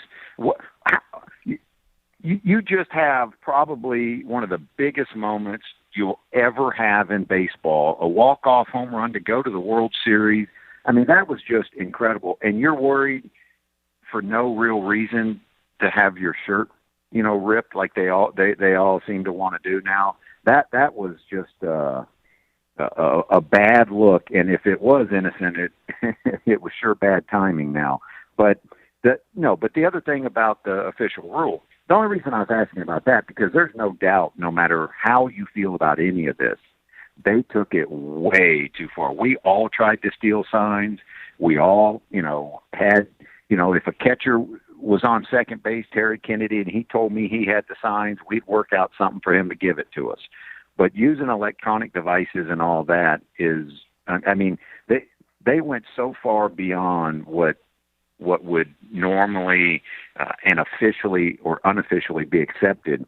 But everybody trying to act like these guys should be suspended and the World Series trophy taken away. I'm like, look, unless they had a written rule, you can't go that far with some of this, because and as bad as it was, you can't do stuff if you don't even have a written rule against it. And that, I'm not sure there really is, Chad. And that's what I was asking. I thought maybe you knew something, or somebody out there's got to know whether there was or is. Well, I mean, it's a weird story, but real quickly, in anything you do, and you're a dad, but anything that you've been in business, you've been in the biggest situations, and I think if you have any common sense, you can tell real quickly whether somebody is lying, whether somebody is trying to deflect the situation, or somebody clearly has no clue what you're talking about. And Jose Altuve had time to prepare for an answer. And his answer, we had it on, was pretty much, he was like, I like all my teammates. They're good people. The MLB looked at this already. Like, I love my teammates and we're good people. Like, none of it was like, dude, like we'd be sitting there like we're down at World of Beer right now and said, stop calling me out. I didn't wear anything under my shirt. Are you kidding me? Like, quit taking away my biggest moment. Like, this is ridiculous. Like, at least, like even Mason Rudolph. I don't know how good of a person Mason Rudolph is, but when they called him out for saying the N-word, he today was like, you guys are a bunch of morons. This is stupid. You're degrading me. Stop it. Just stop going down this path, because it's making me look like somebody that I'm not. And that to me was like, okay, dude, this guy's clearly telling you the truth, or he's a great actor. But Greg, yeah, he didn't do any of that at all. Chad, you can look back, and I always go back to like Roger Clemens when he was accused of taking steroids, and he's like, at the advice of my attorneys, I have no comment. Yes. And remember when Nancy Kerrigan had her knee clubbed, and I remember they asked little Tanya Harding, and same thing, she gives a little grin to the camera, and and I'm like, no, guilty. You might as well just have just stamped guilty on your forehead. And I go back to this also, Chad. You absolutely can tell if a clean, innocent player is accused of cheating. Remember Lance Armstrong? I said from day one he was guilty. I told everybody. Everybody got mad at me. Oh, Lance is great. But when they asked him about cheating, his answer was he's never failed a drug test. And well, I'm he had like, 60% more yellow wristbands to get rid of, though, when that happens. But if you accuse me, and somebody came out and said, well, Greg Litton wouldn't even made it to the big leagues if he hadn't taken steroids. I can promise you there ain't a lawyer, going to tell me not to say something. No. And my answer is not going to be, no, it's going to be whoever said that's a lying dirtbag, and let's put us in the same room and have a talk about it. And you owned a lot of 2x4s from when you were county commissioner. Yeah, so I know you got that. Yeah, and I got some old baseball bats too, but no, and you can absolutely tell by somebody's response if they're clean and innocent. Their response is not little patsy, we're good people or whatever. Let's just move on. No, it's like, no, we won this fair and square. We didn't cheat, and anybody that says we did is full of baloney. And, well, that's not the exact word I'd use, but on air, that's as far as we can go. But, no, I mean, I get fired up just thinking about it because, when the steroid era is talked about, my name better not come out because I lifted my butt off. But I never took an illegal drug in my life, and certainly didn't take steroids. And my response wouldn't be some little pansy, response like some of these guys are. It's just sad for a game because honestly, we talked about it. That was, and for you, I know, just like we said, once again, the Dodgers go back to the Dodgers losing. But as a baseball purist, if you like the game of baseball, that was the best World Series. It doesn't have the Red Sox Yankee firepower or the Cubs versus Cardinals. Some of those are Dodgers versus the Giants. Those kind of series that that there's hatred between the fans. It's the Astros and Dodgers. They don't have, but those series where every one of them was 7-6 in the eighth, and the final score was 13-12 on great plays, and now we know why. There's a lot of home runs hit. But I will say, it was one of those kind of things where that was the best World Series I remember watching ever. I mean, it was incredible, and now we're learning half of it might not have been true. Well, I agree. That World Series, I couldn't believe it. I've never seen the World Series go back and forth, and even me, I don't usually jump the gun or anything, but you can usually tell after a few games how something's going to probably play out, and they might surprise you once. You think, okay, well, that team's done, and then they flip it around, come back and win it. But that series, it was like 5 times. It was like, somebody would win the first game, they'd be up. I think it was the Dodgers won game 1, they were up in the 9th inning of game 2, and I'm like, holy cow, they win this, it's over. And then Houston bombs them and comes back, wins that game, goes home, wins the first game there, and then they're leading in game 4, and you're thinking, holy cow, Houston's going to win this game, and now it's over in their favor. And then the Dodgers come back and win the next 2, and you're just like, no, well, dang, the Dodgers got it now. And, it was an amazing series, great.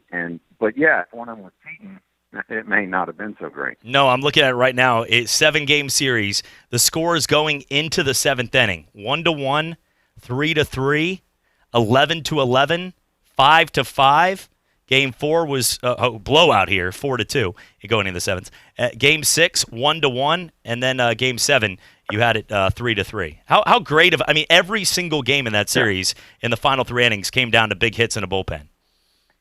Yeah, and it went back and forth too. It did. No, that was a great series. And again, though, as much as I enjoy the Dodgers losing, I don't support any cheating in like this. If they were smart enough to relay them from second base, but beating on garbage cans and that kind of stuff is, like I said, there may not be, and it doesn't. I'm just going to say it. I don't think there's an official rule in baseball, or we would know it. And I think that's probably why they couldn't punish some of these guys more severely, because how do you punish somebody if you never, made a rule about it? Well, and I think, Greg, a perfect way to put this is, if you go out golfing a lot with friends or anything, you're playing in a big, let's say a skins matchup with your friends, you had a couple cocktails. If you're watching this game in baseball, you're not going to judge. The public, it looks like Rob Mansford's made his decision, but in the public eye can be way more threatening on how you're looked at, and people want to be looked at, and everybody thinks they're cheaters now. I had their back for a little while, but this took it to a whole new level with the beeps and the trash cans. But in golf, I don't think there's any rule that if you're playing with your friends, if you're out there, let's say, playing at Scenic Hills, and your buddy's got a 7-foot putt to beat you, and you walk right in front of him, and you take your golf cleats, and you just scrape the entire line of his putt with just like almost dirt mounds from like a groundhog. And you're like, good luck, buddy. And you walk to the cart. You're right. That's not a rule, but there's a good chance he walks back over with his 7-iron when he had a putter in his hand before, and you guys go to town. But I'm just saying that's basically what Houston did to baseball. There's not you could go, there's not a rule, and I'm okay. I'm going to beat you now, but you're not going to win in the public eye. Yeah, no, that's awful. And I would like to touch on a couple things with this Manfred. I don't know what he has on the MLB owners, but how this guy has not been run off. I think this guy is a flat-out moron. How he's the commissioner of baseball is absolute. It's asinine some of the stuff he's coming up with, and this 14-team potential, I know it was just a proposal, but that's 14 out of 30 teams. You're going to have half the teams make the playoffs. I mean, that's insane. That is just, it is. And I'm the first one to admit I was wrong when, I was an old purist, but, back in my day, two teams in each division made the playoffs. Out of like 24 teams, 4 teams made the playoffs. That really didn't do the game justice. And I think the system now, when they've gone to 3 divisions in each, or 3 divisions in each league, and adding a wild card, even the little 1-game, wild card, it's done a lot to keep more teams in the hunt. And I was wrong. It's been good for baseball. But this 14-team stuff, the pitcher has to face 3 batters now. I mean, this is just dumb. I mean, it's like babysitting baseball, and we've talked about all the, you can't take the second baseman or shortstop out or run over the catcher. But they are, I'm telling you, they're ruining or going to ruin the game in some foolish attempt to save it. Well, 162 games, a lot of teams out there. I mean, Greg, it's going to be that moment where that first inning, the guy takes a line drive off the arm, and it's in 3 different places. And, watching him in pain pitch those next 2 batters is not going to be fun. That's all I'm going to say. Maybe he can throw lefty. Maybe he can throw lefty. You'll see. Maybe he's like, he has another arm that's better. So we'll see. But, hey, Greg, appreciate it as always. I wish we get going and wish we had all day. But, this was a topic that I really want to talk to you about because I know you played the game the right way, but we really wanted to root in our back of our mind for the Astros, and sadly, I feel like the evidence is against them right now. So, yep. It's like if you were you liked a running back at USC back in the 70s. Hey, Greg, enjoyed it, buddy. Yeah. All right. All right, thanks. See you, my friend. Coming back for more Sports Drive on ESPN Pensacola and Blab TV. Welcome to Bo! Okay, hi, what are we doing today? I need something that screams something fun. Nothing too on the face, nothing too off the face, but also totally hot. So I have the perfect thing. It's the most food mullet. You're totally business in the front, but tailgate in the back. It's a fat party. People are having fun. Snap. All your friends are going to be like, whoa, awesome setup. Everyone else is going to be all jelly, okay? Just like a killer mullet, Moe's Catering will turn the back of your ride into a tailgate party that's sure to turn some heads. Just order ahead and pick it up on your way. Moe's Southwest Grill, now open in Pace on Highway 90 next to Publix grocery store. I'm Troy Rafferty, and many of you know about my love for sports and my longtime support for our local high school athletes. One thing these fine young people have taught me over the years is this: whether it's on the ball field, in the classroom, or in a court of law, always work your hardest and achieve the best results possible. And that is the commitment we make to our clients and our community. Levin Papantonio in Pensacola since 1955. To give batters a different look, pitchers throw a changeup. Your idea of a different look is sunglasses. That's true. But La Quinta Inns and Suites is really taking the different look thing to a new level. Definitely a major league makeover, starting with a bolder, brighter lobby full of comfortable spaces to let you settle in. Or chill out in front of a big, flat screen like Wingo would. Oh, you know it. It's a changing La Quinta look to help you get in the zone and look sharp when you hit that big meeting. Prepare to win at business with La Quinta Inns and Suites. Book now at LQ.com. Jackson Pace Pharmacy has exciting news for ED patients. Viagra 100 milligram generic is finally here. Get it today. 30 tablets for $80, less than $3 a pill. You heard right. Viagra 100 milligram generic is less than $3 a tablet. A prescription from your doctor is required, so stop by Jackson Pace Pharmacy and cash in on the savings today. 2256 West 9 Mile Road in Pensacola. Here are the ESPN Pensacola 1330 AM 99.1 FM contest rules. You can win one prize per household per contest in any 30-day period, unless specified by individual contest rules. All prizes are non-transferable, non-redeemable for cash, or exchangeable for any other contest prize. Prizes must be redeemed within a 30-day period of winning and must be 18 years of age or older to win. For a complete list of rules, visit ESPNpensacola.com. Hear ye, hear ye. I bringeth thee a message from... a message from the king and his new trumpeter, Stephen. The king wishes me to convey his favor to thine team and thine tailgate. Not yet. He invites thee to let the Bud Light flow forth. And he also wishes me to tell thee that he toasts thee. Waiteth until the end, Stephen! With game day's favorite light lager and the slogan of his kingdom... Oh, dilly dilly! Enjoy responsibly. Bud Light Beer, AB, St. Louis, Missouri. You can watch Chad on the Sports Drive live right now on our YouTube channel at ESPN Pensacola 1330.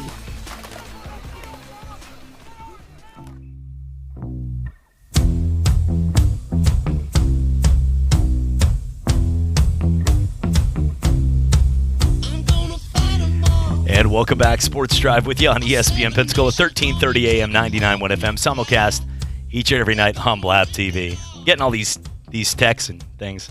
What's happening right now to our tower? Apparently, this is the story because it's become now public news and now into the news you'll hear today. As a man has climbed the radio tower located at the corner of Palafox and Jordan Street, which is the ESPN Pensacola and News Radio Tower.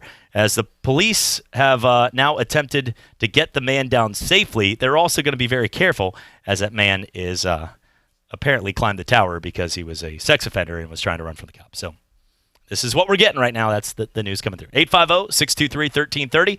Caller, who's this? Are you coming from the tower? Hello, sir. Uh-oh, look at it. Hello, sir. You're getting the frequencies. Look at that. He's turning it right there. I think he dropped right there. Yep. Maybe that was him leaning back and forth on it. That sounded like. There we go. Thank you, sir.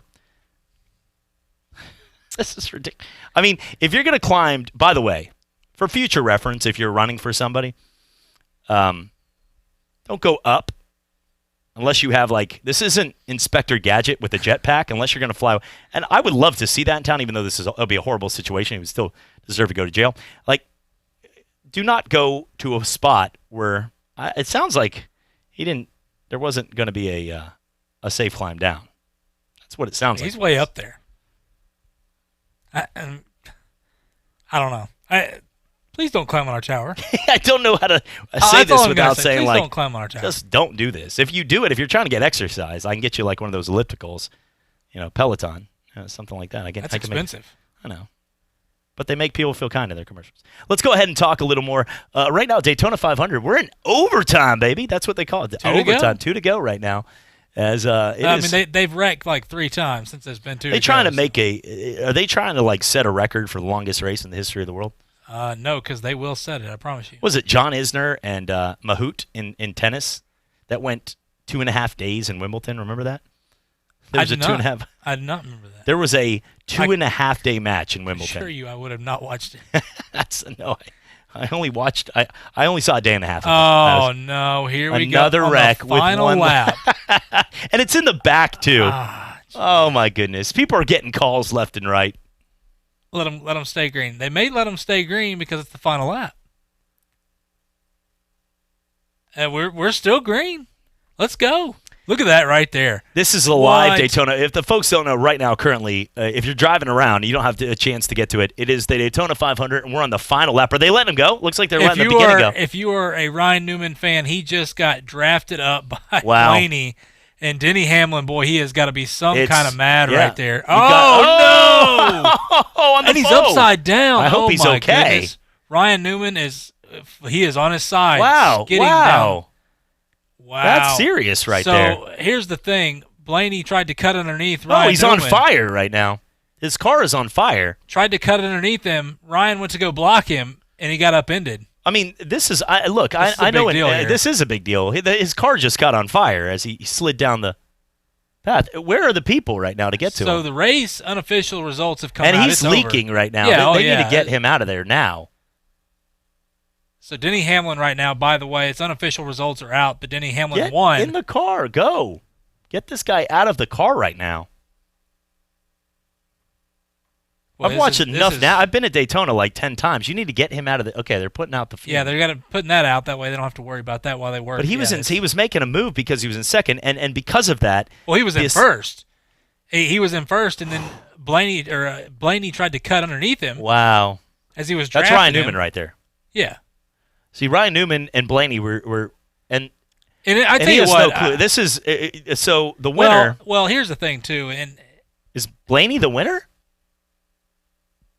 I don't know if they said Blaney. Well, or they're Denny celebrating. Hamlin. This is the most awkward celebration I've seen in Daytona. Well, it was 500. the unofficial results, and it had Denny Hamlin that had won. By the way, these are some true fans. I mean, if you go to Daytona 500, you're going to probably stay there anyway. I've been to, when we worked in Orlando, we used to go every year. I've been to like 7 Daytonas, but I will say, though, that they're sending a prayer out right now while they're winning, and nobody's really made any announcement because Ryan Newman's car was on fire. And it looks like Denny Hamlin won. That's Denny Joe Gibbs, Hamlin just won. That is Joe Gibbs racing, yeah. But they're more worried about trying to get Ryan Newman out of the car, who was in first, and he's doing spins right now. We have to go to a break. This live situation though is Denny Hamlin's your winner, Daytona 500. Ryan Newman is upside down on the track. Right, and he went almost about a mile on the track. And they're going 200 miles an hour when he flipped. And that was at the end of the race when you're trying to make moves. You're not at that point. In no way. There's no drag. There's nothing. You're going full out. And when he... Well, the thing is he got loose whenever Denny Hamlin cuts underneath like that. He goes to try to block him. That's simply what happens. You're going 200 miles an hour, and he tried to jerk down there. He got loose. And his car, when it finally came to a stop, fully caught on fire. And they came over and put it out as quickly as possible. Gas leaking out and everything. And they still haven't shown him getting out yet. And the safety has been a huge issue from day one. We've seen the stories at Daytona. We do have to take a break. But Daytona 500, we believe your winner. It's a confusing finish here, but it looks like Denny Hamlin is the winner of the Daytona 500. We're coming back for more. I'm Troy Rafferty, and many of you know about my love for sports and my longtime support for our local high school athletes. One thing these fine young people have taught me over the years is this: whether it's on the ball field, in the classroom, or in a court of law, always work your hardest and achieve the best results possible. And that is the commitment we make to our clients and our community. Levin Papantonio in Pensacola since 1955. First Take, Your Take, with Jason Fitz. Remember, it's not that long ago the 76ers over-exceeded expectations in the playoffs, right? So suddenly it became they are the future, and the future is now. Trust the process became this thing that works. Now they've hit a wall. And it's staggering to me to hear Embiid talk about he doesn't know if he's getting the ball. And Horford to say, we've got issues in the locker room, but we'll keep that private. Guess what? You just made them public. 1 to 2 weekday afternoons on ESPN Pensacola 1330 AM, 99.1 FM. ESPN Pensacola, 1330 AM, 99.1 FM. Pensacola's home to hometown sports, covering the biggest high school games. UWF football, catching every game of the Pensacola Blue Wahoos. Plus, local sports commentary with the Sports Drive with Chad Brillante. And weekend sports talk with Davis Allen and Justin Patrick on the Sports Call. We are local. We are ESPN Pensacola, 1330 AM, 99.1 FM. When working at a growing business, you wear many hats. The new business hat, the buying toner for the copy machine hat, the sifting through tons of resumes hat. You can throw away that last hat thanks to Indeed.com.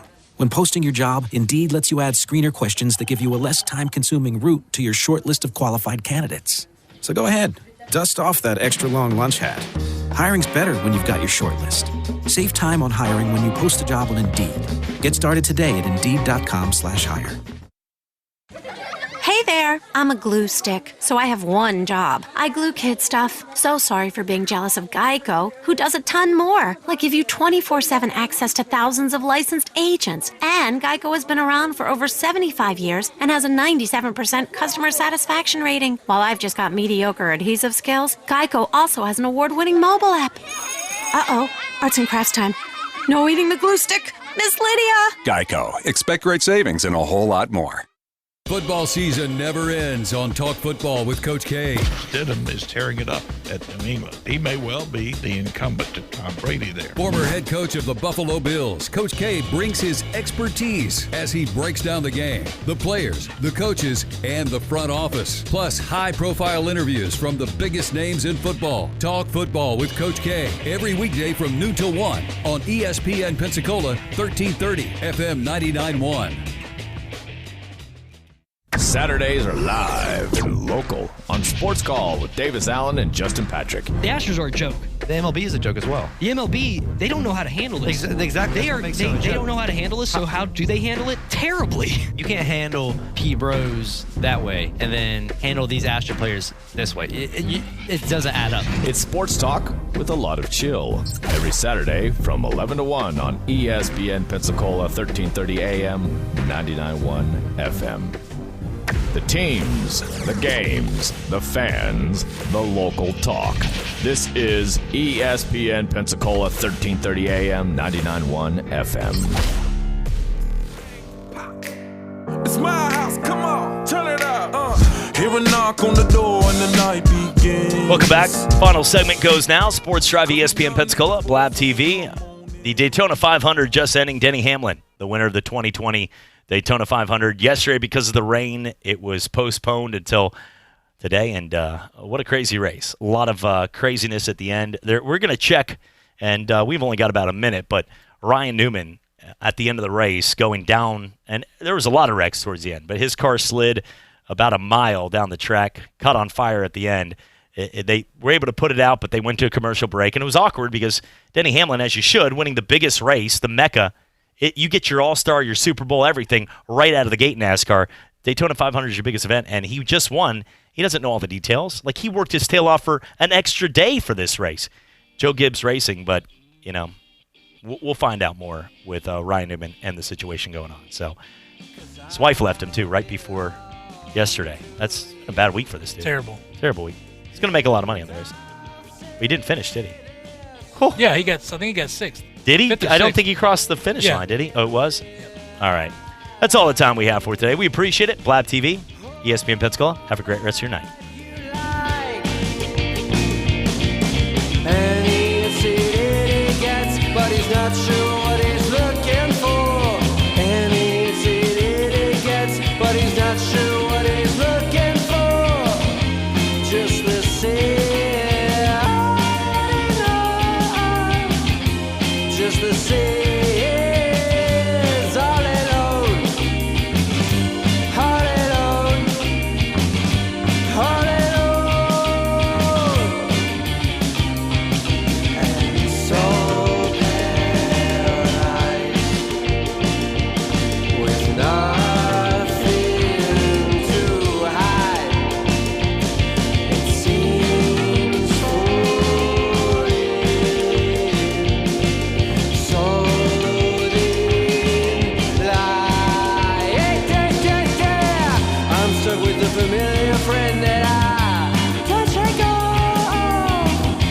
Something's in this world that I know I can't seem to cut it when I lose control.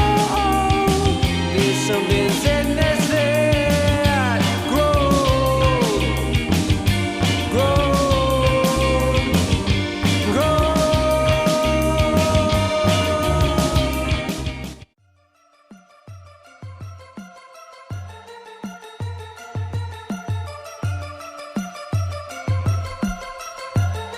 So right now, the end of the Daytona 500, Denny Hamlin wins. Ryan Newman inches away from the finish line right there, has wrecked. A lot of thoughts and prayers. So if you're out there driving, just an extra prayer for Ryan Newman that he's okay and he can make it out of this one.